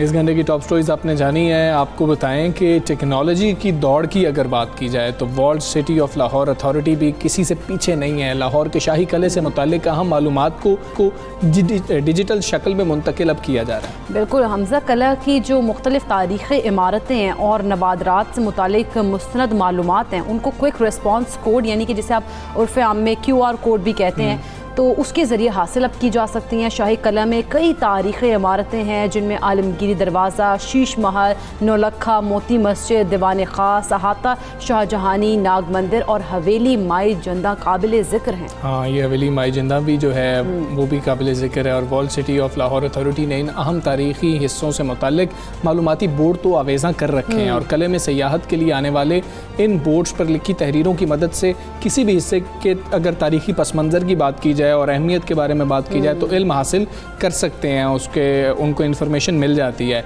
इसके लिए सयाहों को मौसम की सख्ती भी बर्दाश्त करनी पड़ती थी और बोर्ड के सामने चंद मिनट खड़ा भी रहना पड़ता है। ताहम अब QR कोड की वजह से ये मालूमात एक लम्हे में आपकी मोबाइल स्क्रीन पर आ जाएंगी। वैसे भी हमें हर चीज़ वही पसंद है जो मोबाइल स्क्रीन पे हो, मोबाइल स्क्रीन के ज़रिए घर में जो है फ्री होम डिलीवरी हो जाए, हमें अब ऐसी चीज़ें पसंद है ना। तो आप अपने मोबाइल में इसको महफूज भी कर सकते हैं। वॉल्ड सिटी अथॉरिटी इससे पहले भी अंदरून लाहौर की बात की जाए बहाली के लिए बहुत से प्रोजेक्ट्स पर काम बहुत सारे प्रोजेक्ट्स पर काम किया भी है, जिनमें अगर बात की जाए शाही हमाम की, उसकी बहाली हो जाए और पुरानी और तारीखी गलियों की अगर बहाली की बात की जाए, वो तमाम चीज़ें इसमें शामिल हैं कि जिनको उन्होंने ठीक किया है। बिल्कुल ऐसे ही है। इसी पर हम बात करेंगे। DG walled city authority Kamran Lashari साहब हमारे साथ मौजूद हैं। कामरान लशारी साहब, अस्सलाम वालेकुम, गुड मॉर्निंग सर। सर, पहले तो ये बताएं कि डिजिटल करने के पीछे सोच क्या थी, वजह क्या बनी कि इसको डिजिटल कर देना चाहिए? देखिए, एक तो सारा ज़माना ही अब डिजिटल हो रहा है और लेटेस्ट टेक्नोलॉजी के साथ जुड़ना बड़ा ज़रूरी है। हुकूमती इदारे ज़रा इसमें स्लो होते हैं, पीछे रह जाते हैं, लेकिन मुझे खुशी है कि हमने किले से काम शुरू किया है और वहाँ के तमाम जगहों को QR कोड पे लाने का प्रोग्राम है, जिसमें से आधी के करीब हो भी चुकी हैं। सो वहाँ पे सिक्योरिटी कैमरास भी आए हैं। फिर हम एप्स जो हैं वो डेवलप कर रहे हैं। कुछ जो हैं फोर्ट रोड फूड स्ट्रीट की डेवलप हो चुकी हैं और इसी तरह दिल्ली दरवाजे की जानिब हमने वर्चुअल टूर जो है वो क्रिएट कर रखा है। तो वेबसाइट पे जाना और इलेक्ट्रॉनिकली जो टूर्स करने, ये दुनिया का अब एक बड़ा आम तरीका है। वो जो पुराने पैम्फलेट्स जमा करने, किताबें और वो चीज़ें मेरा ख्याल है बहुत पीछे रह गई हैं और हमें ज़्यादा से ज़्यादा जो है टेक्नोलॉजिकली उस तरह आपकी आउटरीच देखे ना, जो शख्स नहीं भी आया वो भी डेनमार्क में बैठा भी आपकी जगहों को देख सकता है और जो वहाँ आया है उसकी डिटेल्स QR कोड के ज़रिए। जी हाँ, तो ये है। ठीक है। अच्छा लशारी साहब, कोरोना से पहले की अगर हम बात करें, 2018 की बात करें, तो तब तक पाकिस्तान के जो तारीख़ी सकाफती मकामात हैं और म्यूज़ियम वगैरह हैं, वहाँ पर गैर मुल्कियों के दौरे बहुत ज़्यादा उसमें इजाफा देखा गया था। आप ये इजाफा कितना हौसला अफजा समझते हैं और अब हम अगर दोबारा बात करें इस मोमेंटम की, तो उसको कैसे हासिल किया जा सकता है? वही वाली चीज़ को दोबारा हम अगर देखें तो देखिए, ये कोविड से तो अब सारी दुनिया मुतासर हुई है और यूरोप जाना भी कोई आसान नहीं आपस में। लेकिन बड़ी खुशाइन बात है कि उससे पहले जब से वज़ीर आज़म ने टूरिज़म में ख़ास दिलचस्पी देना शुरू की, बहुत सारे इदारे मुतहरिक हुए, तो हमने देखा गिलगित बल्तिस्तान से लेकर कराची तक हर जानिब एक जोश व खरोश और एक कामकाज इस पे हुआ और उसका नतीजे भी नज़र आने शुरू हुए और लोग जो हैं काफ़ी हद तक मैं अपने मुल्क में तो बहुत ज़्यादा इंटरनल टूरिज़म तो कोविड में भी बहुत बढ़ गई है, लेकिन जो एक्सटर्नल है, जो बाहर का टूरिस्ट है, वो कोविड से पहले काफ़ी आना शुरू हुआ और हमने वॉल्ड सिटी में भी देखा, हमारी गलियों तक जो है वो अंग्रेज़ लोग जो हैं बहुत आ रहे थे, यूरोपियंस आ रहे थे, एम्बेसडर्स थे, दूसरे थे और ख़ास तौर पे गिलगित बल्तिस्तान एरियाज़ दे रमेन ऑल टाइम फेवरेट, तो वहाँ तो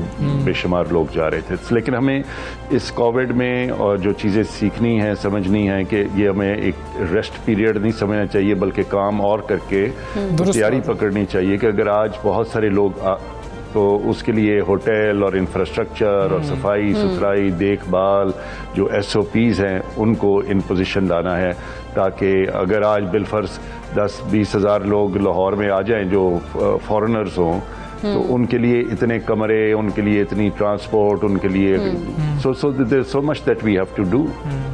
बिल्कुल ठीक है। लाशारी साहब, अंदरूनी लाहौर की बात करें, इस वक्त किन किन मजीद प्रोजेक्ट्स पे काम हो रहा है वो ज़रा बता दें। मस्ती गेट और बेगम शाही मस्जिद की बहाली का काम कहाँ तक पहुँचा?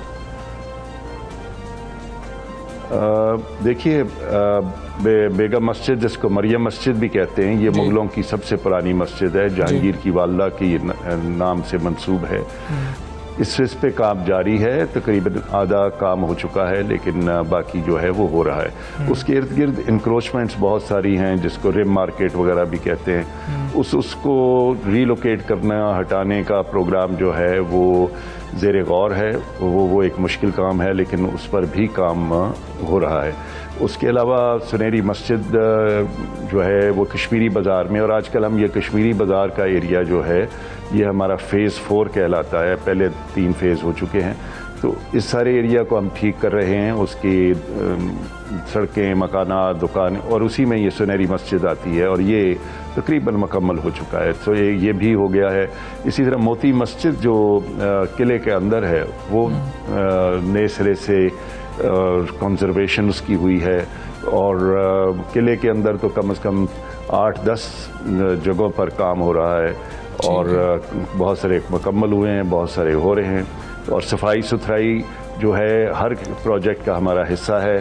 सिर्फ इमारत को ठीक कर देना काफ़ी नहीं है बल्कि वहाँ की मेंटेनेंस, वहाँ की सड़क, वहाँ के लोगों का आना। अब आपको किले में भी जहाँ हज़ारों लोग रोज़ाना जाते हैं बामुश्किल कोई एक लफाफा भी नज़र आएगा। ये बहुत मैं एक खुशाइन बात समझता इसको। इसी तरह हमारे रॉयल ट्रेल जहाँ दिल्ली दरवाजे की सड़कों के अंदर आप जाइए, वहाँ कोतवाल, वहाँ पर हमारा माशकी, वहाँ पर हमारे सफाई वाले, और बावजूद इसके कि इतनी गुंजान जगह है अल्हम्दुलिल्लाह अब लोग भी तावन करना शुरू हुए हैं और वहाँ पर गंदगी नज़र नहीं आती। बिल्कुल ठीक है। लाशारी साहब, बहुत शुक्रिया आपका। सबसे पहले पाकिस्तान से आप बात कर रहे हो, जिस तरह से डिजिटल करने के हवाले से बात हुई बहुत ज़्यादा ज़रूरी है और वाकई वो ठीक कह रहे हैं। अगर कोई शख्स डेनमार्क में बैठा हुआ है तो उसको भी पता लग रहा है और वो देख कर ऐसे ही होता है। आप किसी भी चीज़ से देखें, ऐसे ग्रुप्स बने हुए हैं कि वहाँ पर जब उन मकामात को शेयर किया जाता है तो लोग प्लान करते हैं कि अब हम इस जगह पर जाएंगे। जो सयाहत के शौकीन लोग हैं, जो सयाह हैं, जो जाते हैं मुख्तलिफ ममालिक के अंदर, वो फिर उस जगह को पिन पॉइंट करते हैं कि यार अब मैंने नेक्स्ट टूर यहाँ पर करना है। क्योंकि उसकी हिस्ट्री जब वो देखते हैं, कहते हैं इतनी ज़बरदस्त हिस्ट्री है उसके ऊपर, फिर वो काम इतना हो रहा होता है तो फिर उन लोगों में भी इंटरेस्ट डेवलप होता है कि भाई हमारा जो नेक्स्ट टारगेट है ना वो ये प्लेस है। बात करेंगे कराची के अफसोसनाक वाक़े की जिसने सानहा बल्दिया की याद ताज़ा कर दी। कोरंगी के इलाके मेहरान टाउन में वाक़या केमिकल फैक्ट्री में गुज़श्ता रोज़ सुबह 10 बजे के करीब आग लगी तो जो देखते ही देखते पूरी फैक्ट्री में फैल गई और इसने कई ख़ानदानों को अपनी लपेट में लिया है। एक ही ख़ानदान के मतलब 4 सगे भाई जहाँ भाग हुए। बिल्कुल, बड़ा मतलब बहुत ही अफसोसनाक। और एक जो मजदूर है उसके वालिद को जब ये पता लगा उनको हार्ट अटैक हुआ और वो भी इस दुनिया से चले गए। और बेकाबू आग ने इतने ख़ानदान उजाड़ दिए हैं और एक ही ख़ानदान के 5 अफराद भी जाँ बहक हुए। उसमें एक उनका चचा भी मौजूद था और एक नौजवान की शादी तो 2 माह पहले ही हुई थी। बिल्कुल, ये तमाम तर जो वाक़यात हैं, इस तरह के सानहात होते हैं, उनमें बहुत सारी ज़िंदगियाँ जो हैं, बहुत सारे ख़ानदान जो हैं उनका इसी तरह से हो जाता है। देखा जाए तो सूरत हाल काफ़ी अफसोसनाक है। और एनी शाहिद जो है वहाँ पर उन्होंने कहा कि फायर ब्रिगेड को बार बार कॉल की गई, फिर भी वो ताख़ीर से पहुँचे थे, जिस वजह से जो आग है वो मज़ीद बढ़ी और जो जानी नुकसान है वो इस तरह से हुआ। कोई सेफ एग्जिट नहीं था, कोई मतलब कि एमरजेंसी एग्जिट मौजूद नहीं था। खैर, अभी तहकीकात कहाँ तक पहुँची हैं, क्या रिपोर्ट्स तैयार की जा रही हैं? फ़याज़ यूनुस हमारे साथ मौजूद है, उनसे जानेंगे। जी फ़याज़, बताइएगा। देखिए, बिल्कुल ये मेरान टाउन का इलाका है कुरंगी, जहाँ कल अफसोसनाक वाक़या रूनुमा हुआ। लगेज फैक्ट्री है जिसमें आग लगी फर्स्ट फ्लोर पर, जिसने देखते ही देखते तमाम तर फैक्ट्री को अपनी लपेट में ले लिया। 16 अफराद इस फैक्ट्री में मौजूद थे जो मुकम्मल तौर पर जल गए और धुआं भर जाने की वजह से फैक्ट्री में मौजूद तमाम तर अमला काफ़ी ज़्यादा परेशान रहा और बिलाखिर तमाम तर अफराद जो है जान की बाजी हार गए। फैक्ट्री इंतज़ामिया की नाअहली ये है कि उन्होंने इस तमाम तर जब फैक्ट्री को बनाया तो इसमें हंगामी जो रास्ता है वो नहीं बनाया। जो ग्रिल जितनी भी इस फैक्ट्री में हमने देखी है वो तमाम तर ग्रिल को इतनी मजबूती से पैक किया है कि अगर कोई शख्स तोड़ना चाहे तो वो तोड़ नहीं सकता। और बाज़ ग्रिल्स और दरवाज़ों के आगे यहाँ पर सामान मौजूद था। कल जितने भी अफराद यहाँ पर जान की बाजी हारे, उन्होंने अपनी जान बचाने की हर मुमकिन कोशिश की, लेकिन इतना ज़्यादा सेकंड फ्लोर पर केमिकल और दीगर सामान मौजूद था कि जिसकी वजह से धुआं भर गया और वो तमाम तर अफराद जान की बाजी हार गए। पुलिस ने फौरी तौर पर इब्तदाई रिपोर्ट तैयार की, जिसके बाद अब जो है कुरंगी सनती एरिया थाने में जो है फैक्ट्री इंतज़ामिया के खिलाफ मुकदमा 322 दफ़ा के तहत जो है दर्ज कर लिया गया है, क्योंकि पुलिस का कहना है कि इस फैक्ट्री में जो है SOPs की खिलाफ वर्जी की गई थी, फायर सिस्टम नहीं था, हंगामी रास्ते मुकम्मल तौर पर बंद किए हुए थे। जो टॉप फ्लोर जो छत का रास्ता था वो भी बंद था। इस वक्त हम देख रहे हैं कि जो इलाके की सूरत हाल है काफ़ी ज़्यादा सोगवार है। लोग यहाँ पर आ रहे हैं, गमज़दा है, परेशान है और उनका यही कहना है कि कल वो कोशिश करते रहे, फायर ब्रिगेड से बार बार रब्ता करते रहे, लेकिन फायर ब्रिगेड की जो पहली गाड़ी आई उसने कहा कि सिर्फ इस फैक्ट्री में धुआं है। और जो चौकीदार था वो बहुत सुकून से बैठा हुआ था और उनका यही कहना है कि इन तमाम तर वाक़यात की रोकथाम के लिए चौकीदार और फैक्ट्री के खिलाफ जो है कार्रवाई की जाए और कुरंगी समेत जितने भी कराची में फैक्ट्री हैं उनमें तमाम तर जो SOPs जो गवर्नमेंट की जानिब से बनाई गई है। ठीक है फ़याज़, बहुत शुक्रिया आपका। सुबह सवेरे पाकिस्तान को आप आगाह किया जो वहाँ की सूरत हाल है। हम बात करेंगे साबिक एडमिनिस्ट्रेटर कराची फ़हीमुज़्ज़मा सिद्दीकी साहब इस वक्त हमारे साथ मौजूद हैं। फ़हीमुज़्ज़मा सिद्दीकी साहब, अस्सलामु अलैकुम, गुड मॉर्निंग सर। सर, बहुत सारे सवालात उठते हैं जो आम आदमी के जहन में आते हैं। बतौर साबिक एडमिनिस्ट्रेटर कराची, आपके जहन में कौन से सवालात जन्म लेते हैं? और आपके पास तो उनके कुछ जवाबात भी होंगे। ख़ास तौर पे हम फायर ब्रिगेड की बात करते हैं कि वो हमें टाइम पे मिल ही नहीं पाती, अगर कोई सानहा हो भी जाता है तो।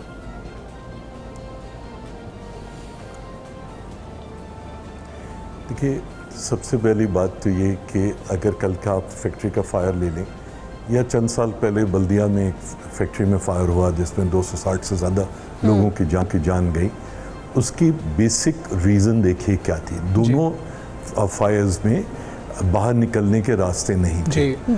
खिड़कियों के अंदर ग्रिल्स लगा दी गई थी ताकि लोग माल चोरी ना कर सकें। ठीक है। अच्छा देखिए, 25 मार्च 1911 को मैनहट्टन में, न्यूयॉर्क में इसी तरह की एक ट्रायंगल गारमेंट फैक्ट्री की फायर जिसमें कोई 125 के करीब लोग मरे थे।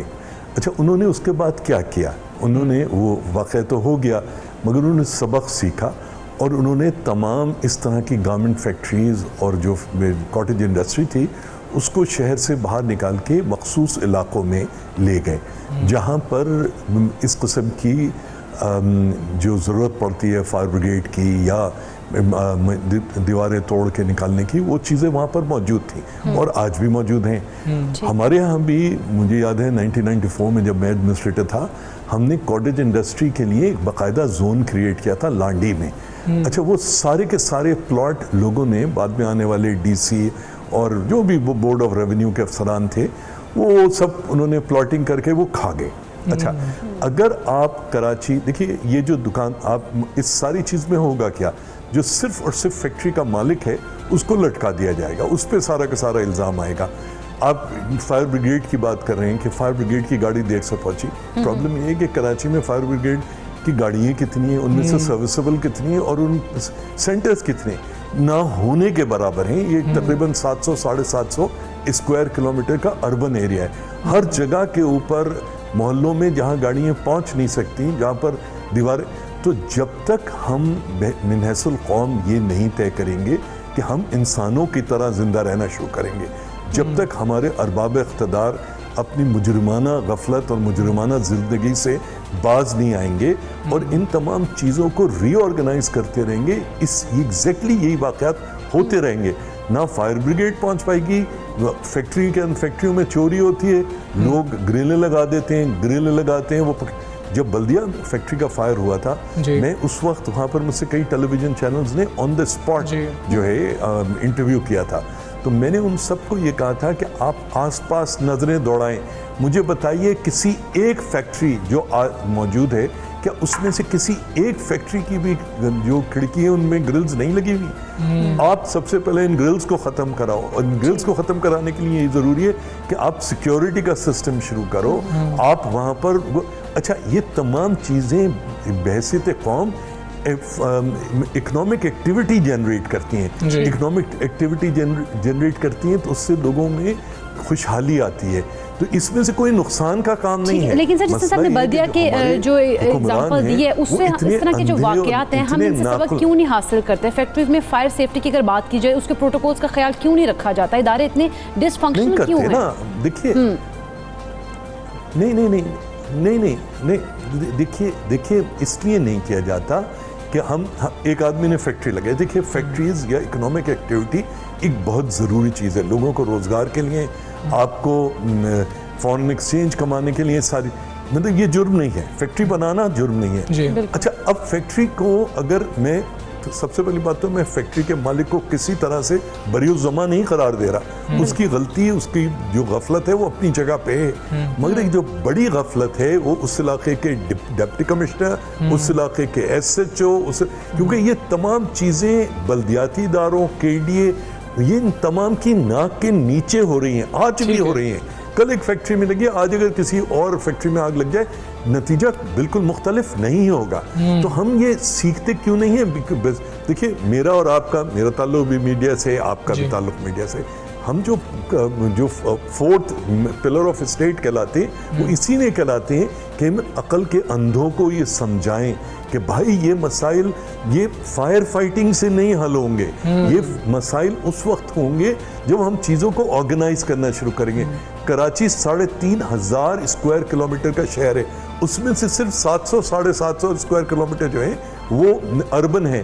तो भाई कराची में अगर जगह मौजूद है तो आप कॉटेज इंडस्ट्री क्यों नहीं डेवलप करते? आप जहाँ पर कॉटेज इंडस्ट्री है वहाँ पर लॉज इन्फोर्स क्यों नहीं कराते? लेबर डिपार्टमेंट कहाँ है? इंडस्ट्रीज के डिपार्टमेंट कहाँ है? रेजिडेंशियल अगर एरिया है तो KDA कहाँ है? ये मेरान टाउन पे मैं कल से ये रोना सुन रहा हूँ, ये बिल्कुल हकीकत है कि ये ज़्यादातर जो ओवरसीज पाकिस्तानी से उन्होंने अपना पैसे इन्वेस्ट किए थे, वहाँ पे सारे कब्जे DC KDA सब ने मिलकर कराए और पैसे बनाए।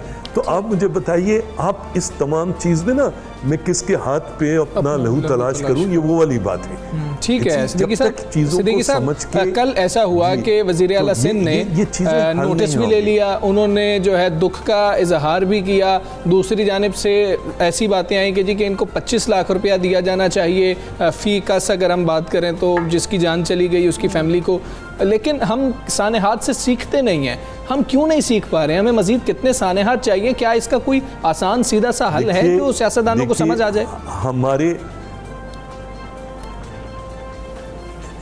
जो चीफ मिनिस्टर साहब हैं वो पंजाब के चीफ मिनिस्टर साहब नहीं हैं, वो NED इंजीनियरिंग यूनिवर्सिटी के ग्रेजुएट हैं, वो स्टैनफोर्ड के और उसके अमेरिका के मास्टर्स किए हुए हैं। अगर उनको भी ये बात नहीं समझ में आती कि दुख के इजहार से कोई फर्क नहीं पड़ता, भाई अगर आपने कुछ करना है, इस दुख का मुदावा करना है, तो आपके हाथ में, आप चीफ एग्जीक्यूटिव हो, आप कॉटेज इंडस्ट्री के साइट के जैसे आपने बनाए हैं, आप उस तरह के जोन्स बनाएं, वहाँ पर प्रॉपर विजिलेंस रखें। जिन लोगों की जिम्मेदारी है, अगर वो चीज़ें नहीं इंप्लीमेंट होती हैं तो उनको टांगिए, उनको एम्प्रेस मार्केट पे टिकटिकी लगा के कोड़े लगाइए।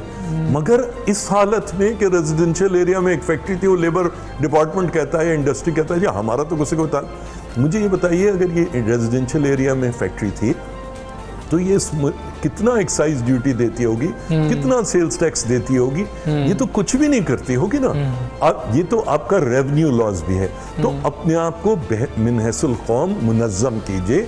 लोगों को आप इस वक्त सब्जी मंडी के पास 2200 गज का प्लॉट 14 करोड़ रुपए का है। कुरंगी इंडस्ट्रियल एस्टेट में 1 एकड़ का प्लॉट कम से कम 15 करोड़ रुपए का है। ये कौन बेचारा जिसकी टोटल फैक्ट्री की या टोटल इंडस्ट्री की कॉस्ट जो है वो 50 लाख या करोड़ रुपए, वो कैसे यहाँ पर वो लगाएगा? बिल्कुल ठीक है। फेमस ज़ुबान सिद्दीकी साहब, बहुत शुक्रिया आपका। सुबह से आप बात कर रहे थे और पता नहीं हमें कितने सानेहात चाहिए कि हमारी आंखें खुलेंगी और हम सिर्फ रिपोर्ट तलब करेंगे और 8-10 दिन में जब मामला पीछे हट जाएगा, नज़रों से ओझल हो जाएगा, तो उसके बाद शायद वो रिपोर्ट भी कभी सामने नहीं आएगी और उस पर अमल होना तो फिर क्या ही दूर की बात है। हम एक ब्रेक लेते हैं, ब्रेक के बाद वापस आएंगे।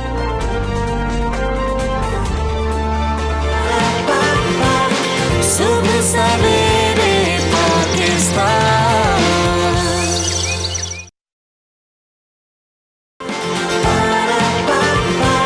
सुबह सवेरे पाकिस्तान। वेलकम बैक टू सुबह सवेरे पाकिस्तान। नाज़रीन, बात करेंगे पीटीआई हुकूमत की, जो कि एक जानिब अपनी 3 साल कारकर्दगी पे फ़ख्र का इजहार कर रही है, तो दूसरी जानिब हम देखते हैं कि जो अवाम है वो महंगाई के बोझ तले दबती जा रही है और मज़ीद उन पर जो है ना बोझ डाला जा रहा है। हुकूमत ने गुज़श्ता दिनों चुपके से कहा जा रहा है कि एक बार फिर से 8 अद्वियात की कीमतें बढ़ाने की मंजूरी दे दी। अच्छा, इससे पहले भी हमने ये चीज़ें देखी हैं होती हुई, और मौजूदा हुकूमत ने 3 साल में 11 बार अद्वियात की कीमतों में इजाफा किया और सरकारी ज़राए के मुताबिक इन अद्वियात की कीमत कम थी, जिसकी वजह से दवा साज हम कंपनीज़ की बात करें, उन्होंने बनाना छोड़ दी थी और उनकी पैदावार बंद हो चुकी थी। अब उनको थोड़ा सा मोटिवेट करने के लिए, ताकि ऐसी कोई कीमत मुकर्रर कर दी जाए कि वो फिर से बनाने लग जाएं, तो इसलिए कीमतों में एक बार फिर से इजाफा कर दिया गया। बिल्कुल। अगर दूसरी जानिब हम बात करें पाकिस्तान मेडिकल एसोसिएशन की, तो अद्वियाती कीमतों में इजाफे को मुस्तरद किया और PMA के अलामी के मुताबिक मौजूदा हुकूमत ने 3 साल में 11 बार अद्वियाती कीमतों में इजाफा किया, जो कि इंतहाई तशवीशनाक अमल है। अच्छा, इससे पहले पीपल्स पार्टी की जानिब से भी अद्वियात की कीमतों में इजाफे को मुस्तरद किया जा चुका है। अगर आप एक आम आदमी से बात करें ना, तो वो जब आपको बताता है कि मैं पहले अपनी वालदा की या वालिद की दवाई इतने की लेके आता था, अब मुझे इतने की पड़ रही होती है, तो उस वक्त आपको बहुत ज़्यादा अफसोस हो रहा होता है कि ये वो चीज़ें हैं कि जो शायद ज़िंदा रहने के लिए ज़रूरी हैं, और इससे मतलब लोग ऐसा भी नहीं कर सकते कि लेना छोड़ दें। बिल्कुल। लग्जरी तो ये है नहीं कि लोग ये कहेंगे कि जी कि इसको कम कर दें, वो तो जो डॉक्टर ने एडवाइस करना है उसके मुताबिक लेनी ही लेनी है। तो ये मसाइल है, इसके ऊपर हम बात करेंगे। पाकिस्तान मेडिकल एसोसिएशन के सदर डॉक्टर हामिद साहब हमारे साथ मौजूद हैं। डॉक्टर साहब अस्सलाम वालेकुम, गुड मॉर्निंग। डॉक्टर साहब, आप लोगों का मौक़िफ़ क्या है इसमें कि आपको गवर्नमेंट की लॉजिक समझ नहीं आ रही कि जी अद्वियात तो बन ही नहीं रही हैं, तो जब बन ही नहीं रही हैं तो ज़्यादा नुकसान हो रहा है, तो हम थोड़ी सी कीमत बढ़ा देंगे, बनना तो शुरू हो जाएंगी, फिर लोगों के पास मार्केट में आ जाएंगी? देखिए, बहुत बहुत शुक्रिया। मैं समझता हूँ कि कुछ हुकूमत की जिम्मेदारियाँ, कुछ रियासत की जिम्मेदारियाँ हमारे ऊपर हैं कि जब तक रियासत अपनी वो जिम्मेदारियाँ पूरी नहीं करती, तो हम एज पाकिस्तान मेडिकल एसोसिएशन समझते हैं कि अब वो अपनी कारकर्दगी के अंदर अच्छे तरीके से सर अंजाम नहीं दे रहे हैं। ये देखिए, जैसा कि हम समझते हैं कि आप भी जानते हैं सब लोग, इट इज़ नॉट अबाउट कि डॉक्टर ने प्रिस्क्राइब कर दिया तो आप कोई शौक से ये दवाई ले रहे हैं या उस तरह से है। These are the essentials जो बीमारी की खातिर है, और हुकूमत को ये समझना चाहिए, रियासत को ये समझना चाहिए कि एक तरफ तो रियासत जो है हमारी एक वेलबींग और वेलफेयर स्टेट के हवाले से, मतलब ये कहते थकते नहीं है, whosoever the person is in the government। तो बदकिस्मती है कि एक ऐसी हुकूमत कि जिसके साथ हम समझते थे कि अवामी मसाइल को समझती है, लोगों के साथ बेहतर समझती है, राब्ते में है, लेवल के ऊपर इनका अमल दखल ज्यादा होगा, but they have been badly failed और they have the indifferent attitude toward the people of Pakistan, या उस अवाम की खातिर कि जिनकी buying capacity and you know कि हम कोई 45 से 50% पहले ही बिलो द पॉवर्टी लाइन यहाँ पे पाकिस्तान के अंदर रह रहे हैं, तो उसके अंदर रहती हुकूमत की ये अद्वियात के अंदर भी चाहता इसेंशियल ड्रग जो कि इंसान रहने के लिए जरूरत है, मैं समझता हूँ कि ये गैर जरूरी है। And as Pakistan medical association हम पहले भी ये समझते थे कि ये this is not a trade और इसेंशियल्स के अंदर फर्क महसूस करना चाहिए। जो लाइवलीहुड हमारी चीजें हैं उनके अंदर हुकूमत के जो इक़दाम है वो दुरुस्त होने चाहिए। बिल्कुल। अच्छा डॉक्टर साहब, दवाइयाँ सस्ती करने के लिए आप क्या समझते हैं हुकूमत और फार्मास्यूटिकल जो कंपनीज हैं उन्हें कौन से ऐसे इक़दाम है जिनकी करने की ज़रूरत है, और ये भी बताइएगा क्या खाम माल जो है वो सारा इम्पोर्ट किया जा रहा है?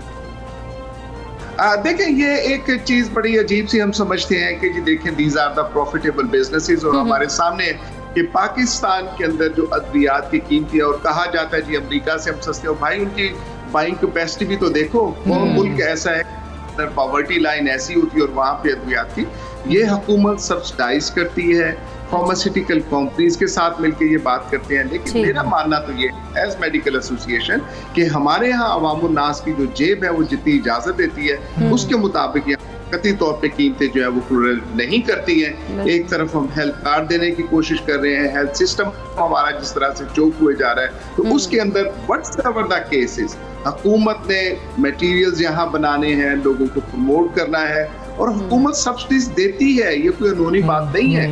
अगर समझती है कि सब्सिडाइज करना है, अगर यहाँ पे हेल्थ सिस्टम को बेहतर करना है और हेल्थ सिस्टम को बेहतर करने की खातिर कि अपनी फार्मास्यूटिकल्स जो हैं उनको इनकरेज कर रहे हैं ताकि यहाँ पे कीमतें हैं जो वो कम हो सके। This all is I believe that is the duty of the government. The state has to come forward as a state, हमें इसके ऊपर काम करना चाहिए। और किस कदर मैं समझता हूँ ये तकलीफ से बात होती है कि आप सरकारी इंस्टीट्यूशंस के अंदर भी जब देखते हैं कि वहाँ पे टेस्टिंग खातिर अब टेस्ट हुआ रिपोर्ट्स है, उसके लिए जरूरी है कि लोग खुद पे करें। तो जिंदगी जो है दिन होती जा रही है दिन ब दिन करके, तो ये वेरी अनफॉर्चुनेटली। अच्छा ठीक है, लेकिन डॉक्टर साहब बारहा ये बात हम भी कर चुके, इस इशू को भी उठाते हैं, आप लोग भी एलामिया जारी करते हैं, इस पर डिस्कशन कर रहे होते हैं, लेकिन हुकूमत की तरफ से बारहा सिर्फ एक ही मौक़िफ़ है, भाई ये तो मेडिसिन बन ही नहीं रही है, तो जब बन ही नहीं रही है तो इसको बना लेना ही बहुत बड़ी बात है कि हम इसको लोगों को इस तरफ लेके आ रहे हैं फार्मास्यूटिकल कंपनीज को कि वो इसको बनाना तो शुरू कर देंगी। तो जब बनाना शुरू कर देंगी आप लोगों को कम से कम मिल तो रही होगी, वरना आपको ब्लैक में ख़रीदनी पड़ेगी। तो हमें उनका मौक़िफ़ अगर समझ नहीं आ रहा होता तो उनका भी तो मौक़िफ़ जो है वो उधर ही खड़ा रहता है कि नहीं हम बिल्कुल ठीक जगह पर स्टैंड कर रहे हैं। देखिए मैं समझता हूँ कुछ इसेंशियल्स हैं। गवर्नमेंट है, जब हम कहते हैं कि सरकार है, गवर्नमेंट है, तो उनकी कुछ जिम्मेदारियां हैं, मनसबी जिम्मेदारियां। मैं इखलाकी जिम्मेदारियों की बात नहीं कर रहा, ये मनसबी जिम्मेदारियां कि उन्होंने प्लानिंग करनी है, किन चीजों की हमें जरूरत है, मुल्क के अंदर क्या चीजें हैं जो हमें चाहिए, they are over there to be plan. और उसके अंदर ये कोई मैं नहीं समझता कि हमारे ऊपर एज अ सिविलियंस और as a citizen of this country कि हमारे ऊपर ये हुकूमत का कोई एहसान है, बल्कि ये नालायकी के जिम्मे में आएगा। मैं मतलब तमाम तरह अगर वर्ड भी यूज करूं तो ये उसी जिम्मे में आएगा कि there is the lack of planning and poor administration, कि जिसके साथ हम देखते हैं कि अद्वियात अगर प्रोड्यूस नहीं कर पा रहे तो उनको भी हमें एड्रेस करने की जरूरत है। हुकूमत को व्हेन आई से है मीन बाय कि हुकूमत को एड्रेस करने की जरूरत है और वो जैसा समझते हैं उनके साथ। And we being a normal citizen of this country, हमारी जो कंसर्न यही है कि जो मेरी बाइंग कैपेसिटी है, क्या मुझे जिंदगी जरूरियात उसके अंदर पूरी हो पा रही है या नहीं हो पा रही। तो मैं समझता हूं के अंदर इनके साथ बहुत से लोग और दुनिया में बहुत से मॉडल हैं जो वो एग्जिस्ट करते हैं, मतलब उनकी जो फाइनेंशियल और इकोनॉमिक उनका स्टेटस है जीडीपी के हवाले से वो हमसे कोई बेहतर नहीं, लेकिन but they have the concern about the people of their country। और हुकूमत से भी मैं वक़्फ़ करता हूँ as Pakistan Medical Association, and this is one of the reasons that we repeat on hammering कि खुदारा खल्के खुदा का भला करो, खल्के खुदा का कुछ हुकूमत सोचे। बिल्कुल ऐसी है डॉक्टर साहब, जब हमें हमारे अपने फ़ायदे की बात होती है तो हम वेस्ट से खुद को कंपेयर करना शुरू कर लेते हैं, लेकिन क्या हम टैक्स लेने के बाद वो सहूलियात दे रहे हैं, इस पर हम बात नहीं कर रहे होते कि जो उनको सहूलियात मिल रही होती हैं। बहुत शुक्रिया आपका, सब सवेरे पाकिस्तान से आप कर रहे थे और बड़ा अहम मामला ये अद्वियात का मामला, कोई मतलब बुनियादी चीज़ है ना, समझने की बात है कि ये कोई खुशी से लेता है कोई गोली या जाके दवाई लेने के लिए जाता है। फिर इसके लिए हम कहते हैं ना, फिर गरीब इंसान जो है उसके लिए इलाज करना, अपना या इलाज करवाना बहुत मुश्किल हो जाता है क्योंकि वो दवाइयाँ अफोर्ड ही नहीं कर सकते, इतनी महंगी दवाइयाँ। इसीलिए ऐसा होता है कि वो डॉक्टर्स के पास जाते हैं, डॉक्टर्स के पास अपनी कुछ दवाइयाँ तैयार करदा होती हैं, वो कहते हैं कि जी कि ये आपको हम दे देते हैं तो ये आप खाएं, को रंग बिरंगी गोलियाँ होती हैं वो दे दी जाती हैं। खैर आगे हम बढ़ेंगे और कुछ मौसम की बात करते हैं। बिल्कुल, उनके महकमा मौसमियात ने एक बार फिर से मुल्क के मुख्तलिफ अज़ला में मानसून बारिशों की पेशगोई कर दिया और इन बारिशों के बाद कहा जा रहा है कि हालिया जो शदीद हब्स और गर्मी है उसकी शिद्दत में अब कमी का भी इम्कान जाहिर किया। हाँ जी, और महकमा मौसमियात के मुताबिक मानसून हवाएं गुज़श्ता रात से मुल्क के बालाई इलाकों में शिद्दत के साथ दाखिल हुई हैं, जिससे कश्मीर, इस्लामाबाद, रावलपिंडी, अटक चकवाल, जेहलम, गुजरात, लाहौर समेत मुख्तलिफ इलाकों में बारिश का इम्कान है। अच्छा, 29 अगस्त की कहा जा रहा है कि उसकी 29 अगस्त की रात से 31 अगस्त के दौरान जो है रावलपिंडी, इस्लामाबाद, गुजरावाला, सियालकोट, लाहौर और कसूर में मूसलाधार बारिश का भी इम्कान है, यानी कि मौसम अच्छा होने की उम्मीद दोबारा से जाग उठी। अच्छा, महकमा मौसमियात के मुताबिक पीर या मंगल को तेज़ बारिश के बायस रावलपिंडी, गुजरांवाला और लाहौर के नशेबी इलाके ज़ेर-ए-आब आने का खदशा भी है। तो आप कोई अपना प्लान कर रहे हैं तो महकमा मौसमियात की जानिब से जो तफसीलात सामने आई है कि मौसम कैसा रहेगा, इनको मद्देनज़र रखिएगा कि बारिश हो सकती है और कुछ इलाकों में तो पीर मंगल को शदीद बारिश भी हो सकती है। और अलर्ट्स के हवाले से भी हम आपको आगाह करेंगे जिस वक्त कोई अलर्ट जारी किया जाएगा महकमा मौसमियात की जानिब से। लेकिन फ़िलहाल जो है वीकेंड जो है मेरा हाथ ठंडा होना शुरू हो गया हो जाएगा, तो फिर आप उसको जो है घर बैठ के एंजॉय कीजिए अपनी फैमिली के साथ, बाहर ना निकलिएगा, कोविड भी है क्योंकि। अच्छा ठीक है, अब हम कुछ बात करेंगे कि बूढ़ा तो कोई नज़र नहीं आना चाहता, कोई ऐसा शख्स नहीं है कि यार मैं बहुत अच्छा महसूस कर रहा हूँ कि मैं बूढ़ा होना शुरू हो गया हूँ, ये कोई शख्स आपको कहता हुआ नहीं मिलेगा। मगर मेरा ख्याल है कि जो लोग अगर बूढ़े हो जाते हैं तो उनको अपने आप को मेंटेन रखना चाहिए और उनको प्राउड फील करना चाहिए कि हम अब भी मतलब इतने ज़बरदस्त दिखते हैं। बिल्कुल ऐसे ही हम अक्सर ना लोगों को देख के कहते हैं यार ये तो इतना लगते ही नहीं है, ये तो बड़े फिट है माशाल्लाह। माशाल्लाह खैर हम नहीं कहते हैं, हम माशाल्लाह में कहना चाहिए।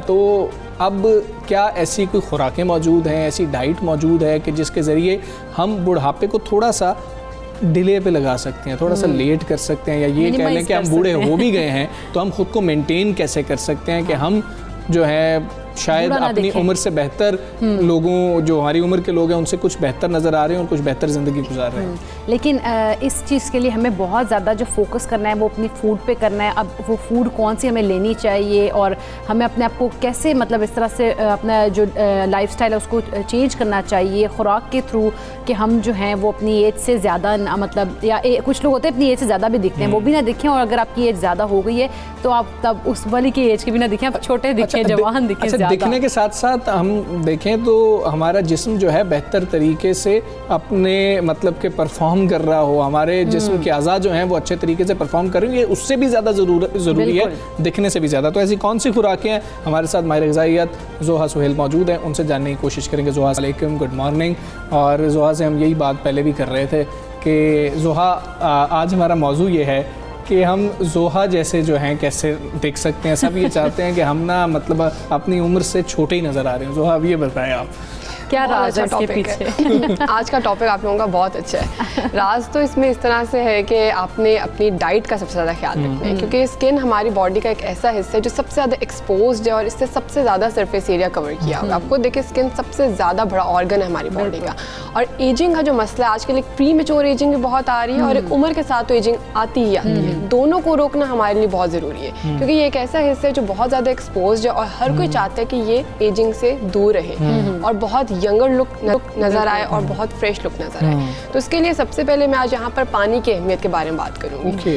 पानी एक बहुत ज़रूरी चीज़ है हमारी स्किन की स्टेटस को मेंटेन करने के लिए। आपकी स्किन के नीचे अगर पानी है ना तो स्किन इंटैक्ट रहेगी, उसके ऊपर झुर्रियाँ, रिंकल्स, फाइन लाइंस नहीं बनेंगी। आप देखिएगा हम लोग इवन पेशेंट्स का वाटर स्टेटस कैसे चेक करते होंगे, स्किन को यूं पकड़ के, अगर तो स्किन ऊपर आ गई है तो इसका मतलब स्किन में पानी नहीं है, और आप देखेंगे वो स्किन आराम से नीचे जाएगी और उसमें फाइन लाइंस बनेगी। जब आपकी स्किन के नीचे से पानी खत्म हो जाता है तो वहाँ पर सबसे पहले फाइन लाइंस, झुर्रियाँ, एजिंग आनी शुरू हो जाती है। तो सबसे पहले आपने क्या करना है, अपने बॉडी का वाटर स्टेटस मेंटेन करना और अपनी स्किन को चेक करते रहें कि अगर यूँ पकड़ा और एकदम से नीचे आ गए तो इट मीन्स वाटर स्टेटस अच्छा है, और अगर नीचे नहीं आई तो इट मीन्स कि आपकी स्किन में वाटर स्टेटस अच्छा नहीं है।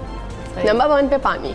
उसके अलावा आज यहाँ पर कुछ ऐसी चीज़ें मैं डिस्कस करूँगी जो बॉडी में वाटर स्टेटस को मेंटेन रखें और पानी को लॉस भी ना होने दें, क्योंकि हम ऐसी चीज़ें कंज्यूम करते हैं जो पानी की लॉस को बढ़ाती हैं और स्किन को फिर एजिंग की तरफ वो लेकर जाती हैं। तो सबसे पहले हल्दी का इस्तेमाल रखें। हमारे खानों में आम यूज़ होती है, और अगर आप इसको सुबह नहार मुँह या इवन रात सोने से पहले भी कंज्यूम करते हैं तो हल्दी क्या करती है, आपके बॉडी में से पानी को खारिज नहीं होने देती। यानी कि जैसे बहुत ज़्यादा गर्मी में स्वेटिंग के थ्रू पानी लॉस हो रहा होता है, तो जो हल्दी है वो एक्सेसिव वाटर लॉस से बॉडी को रोकती है। तो आप इसको किसी भी फॉर्म में कंज्यूम कर सकते हैं, पानी में डाल के या दूध में डाल के।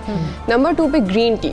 आजकल बहुत से लोग कंज्यूम कर रहे हैं 10-11 बजे के टाइम पे, शाम 4 बजे के टाइम पे, लेकिन दिन में 1 कप लें, 2 से 3 कप्स की तरफ ना आ जाए, क्योंकि एक्सेसिव ग्रीन टी भी डिहाइड्रेशन की तरफ लेकर जाती है। 1 कप ग्रीन टी हमें EGCG प्रोवाइड करता है, जो हमारी बॉडी में जितने भी सोजन वाली चीज़ें हैं, स्किन एक ऐसी चीज़ है कि जहाँ पर अगर कोई इन्फ्लेमेशन होगी तो वो ख़राब होगी, तो हमारी बॉडी को पूरा क्लीन होना बहुत ज़रूरी है। तो EGCG क्या करते हैं, स्पेसिफिकली स्किन से रिलेटेड जो भी बॉडी में ऐसे सब्सटेंसेस जो स्किन को ख़राब कर सकते हैं, उसको बॉडी से बाहर निकालते हैं और स्किन को हर किस्म के नुकसान से बचाता है। आजकल ग्रीन टी मास्क चल रहे हैं, स्क्रब्स चल रहे हैं, बेशक आप टॉपिकली अप्लाई कर लें, अगर टॉपिकली नहीं अप्लाई करना चाहते, वक्त नहीं है, तो आप उसको ग्रीन टी सैशेस के फॉर्म में कंज्यूम कर सकते हैं। नंबर 3 पे कोलाजन। कोलाजन अब आजकल बहुत ज़्यादा प्रमोट किया जा रहा है। कोलाजन हमारी स्किन का बेसिक कंपोनेंट है, हमारी स्किन ने ग्रो कोलाजन के ऊपर करना है। अगर कोलाजन ही नहीं होगा, कोलाजन सही नहीं बन रहा होगा, तो स्किन ग्रो नहीं करेगी। हमारे स्किन सेल्स चेंज होते हैं एवरी 30 डेज के बाद, तो अगर कोलाजन सही होगा तो स्किन सेल्स चेंज होंगे और लाइंस जो ऊपर आ जाती हैं कुछ लोगों की, वो नहीं आएंगी। अब कोलाजन कंज्यूम कहाँ से किया जा सकता है? अंडे की जर्दी कोलाजन का अच्छा सोर्स है। इसके अलावा गोश्त वाली चीज़ें भी अच्छा जरिए हैं, लेकिन जो विटामिन सी रिच फल हैं वो कोलाजन बनाते हैं। अब आजकल जैसे अमरूद अवेलेबल है, नाशपाती अवेलेबल है, अंगूर अवेलेबल है, ये सब विटामिन सी का अच्छा जरिए है। तो अगर आप ये कंज्यूम करते हैं तो इसके ज़रिए आपकी बॉडी में विटामिन सी जाएगा जो कोलाजन के प्रोडक्शन को सही रखेगा। और कोलाजन जैसे मैंने बताया स्किन सेल्स को इंटैक्ट रखने में इंपॉर्टेंट है। जब कोलाजन नहीं होगा तो उसके अंदर गैप्स आएंगे और फिर फाइन लाइंस और एजिंग का मसला आता जाएगा। उसके अलावा बायोटिन आप सबने सुना होगा, हेयर नेल स्किन के लिए बहुत ज़्यादा बेहतरीन है। स्किन के लिए स्पेसिफिकली बायोटिन बहुत बेस्ट है। ये भी हमें एग योग से मिल जाते हैं, तो हम लोग कंज्यूम करते हैं। सप्लीमेंट्स के फॉर्म में भी है, वाटर सॉल्युबल विटामिन है, बॉडी में स्टोर नहीं होता, विद यूरिन एक्सक्रीट हो जाते हैं। इसका बहुत इंपॉर्टेंट रोल ये कि हमारी स्किन के नीचे स्वेट ग्लैंड होते हैं, ऑयल प्रोड्यूसिंग ग्लैंड होते हैं जो ऑयल स्टेटस मेंटेन करते हैं स्किन के नीचे। अगर हमारी स्किन के नीचे ऑयल प्रॉपर्ली नहीं प्रोड्यूस हो रहे, जो सेबेशियस ग्लैंड्स प्रोड्यूस करते हैं, तो वहाँ पर मॉइस्चराइजिंग कम हो जाएगी और स्किन सेल्स फिर से ड्राई हो जाएंगे। तो बायोटिन क्या करता है? ऑयल ग्लैंड्स के प्रोडक्शन का फंक्शन बेहतर करता है और स्किन को मॉइस्चराइज रखता है। इसके अलावा विटामिन डी, मैं आज वो सारे की न्यूट्रिएंट्स बता रही हूँ ताकि अगर कोई एक नहीं ले सकता कोई दूसरा ले ले। तो विटामिन डी की कमी जो है वो भी फाइन लाइंस की तरफ लेकर जाती है। तो कोशिश ये करें कि जिन लोगों की स्किन के ऊपर एजिंग का मसला आ रहा है, रिंकल्स का मसला आ रहा है, विटामिन डी स्टेटस पे अपना चेक करवाएं कि अगर विटामिन डी की कमी है तो फ़ौरन से विटामिन डी रिच फूड्स या विटामिन डी सप्लीमेंट्स की तरफ आएँ ताकि ये जो फाइन लाइंस है ये ख़त्म हो जाए। इसके अलावा मैंने ये भी डिस्कस किया था कुछ ऐसे फूड्स हैं जो हमें एजिंग की तरफ ले जाते हैं। हाँ, वो कौन ये मैंने बताया कि जिनको आप कंज्यूम करें ताकि एजिंग स्लो हो जाए या एजिंग जल्दी ना आए। लेकिन वो फूड जो एजिंग की तरफ लेकर जाते हैं उसमें टॉप ऑफ द लिस्ट हमारे पास सोडियम रिच फूड्स हैं, नमक वाले फूड्स। एक वो नमक है जो टेबल पे पड़ा हुआ नजर आता है, एक वो नमक है जो चीज़ों के अंदर होता है और हमें नजर नहीं आता। जैसे प्रोसेस फूड्स हैं, फ्रोजन फूड्स हैं, उनको फ्रीज करने के लिए नमक ऐड करते हैं ताकि वो ख़राब ना हो। जैसे अचार है, अचार में नमक बहुत ज़्यादा नज़र हमें नहीं आता, लेकिन और कुछ खानों के ऊपर लोग जैसे फ्राइड एग के ऊपर लोग बहुत ज़्यादा सॉल्ट ऐड करते हैं, वो टेबल सॉल्ट है। तो नमक क्या करता है? हमारी बॉडी के अंदर ऐसी चीज़ें प्रोड्यूस करता है जो एजिंग को प्रमोट करती हैं, जो एजिंग की तरफ लेकर जाती है। हम देखते हैं अक्सर लोग ना खानों के ऊपर भी डाल रहे होते हैं, नमक डाल के खा रहे होते हैं। और एक नमक वो जो चीज़ों के अंदर है जो हमें पता भी नहीं, जैसे बेक्ड आइटम्स के अंदर इतना सॉल्ट एडेड है। इसके अलावा कैफीन, कॉफ़ी, चाय, ग्रीन टी के अंदर भी जैसे मैंने बताया कि ज़्यादा इस्तेमाल नहीं करनी, वो डिहाइड्रेशन की तरफ लेकर जाती है। और जैसे मैंने बताया पानी एक की न्यूट्रिएंट है स्किन की हेल्थ स्टेटस को मेंटेन करने के लिए। तो जितनी ज़्यादा कैफीन वाली चीज़ें आप कंज्यूम करेंगे, पानी बॉडी से बाहर निकलेगा और फिर स्किन के अंदर गैप्स आएंगे और गैप्स को आपके स्किन के अंदर फाइन लाइंस कवर करती हैं। वहाँ पे प्लम्प नहीं रहेगा, एक हॉलो स्पेस आ जाएगी जहाँ पर लाइन आके उसको कवर करेगी और एजिंग का रिस्क बढ़ जाएगा। तो कैफीन रिच फूड्स भी आपने कंज्यूम नहीं करने। नंबर 3 पे रिफाइंड चीज़ें जो हम सब बहुत शौक से कंज्यूम करते हैं। घरों में मैदे वाला आटा खाया जाता है, होल व्हीट फ्लावर नहीं खाया जाता। ब्रेड हम खाते हैं, वाइट ब्रेड खाते हैं, ब्राउन ब्रेड नहीं खाते। फास्ट फूड बहुत ज़्यादा खाते हैं। तो जितनी भी रिफाइंड प्रोडक्ट्स जब हम कंज्यूम करते हैं तो ये बॉडी में एक सब्सटेंस है AGE, ये बनाते हैं और AGE डायरेक्ट लिंक्ड है विद एजिंग। तो जितनी ज़्यादा बॉडी में AGEs बनेंगे उतनी ज़्यादा जल्दी ऑनसेट होगा एजिंग। क्या बात है जोहा, आज हमें सारा कुछ बता दिया, क्या खाना है क्या नहीं खाना। से हमने आपको जोहा की जो है ना वो बातें जो है बताई हैं, सुनवाई हैं, ताकि जो है आप लोग उन पर अमल करें और आप जो है ना इन चीज़ों पर कंट्रोल कर सकें। बहुत शुक्रिया जोहा, आप सबसे बड़े पाकिस्तान का हिस्सा। हम दोनों को इजाज़त दीजिए, अपना बहुत ख्याल रखिए। अल्लाह हाफ़िज़।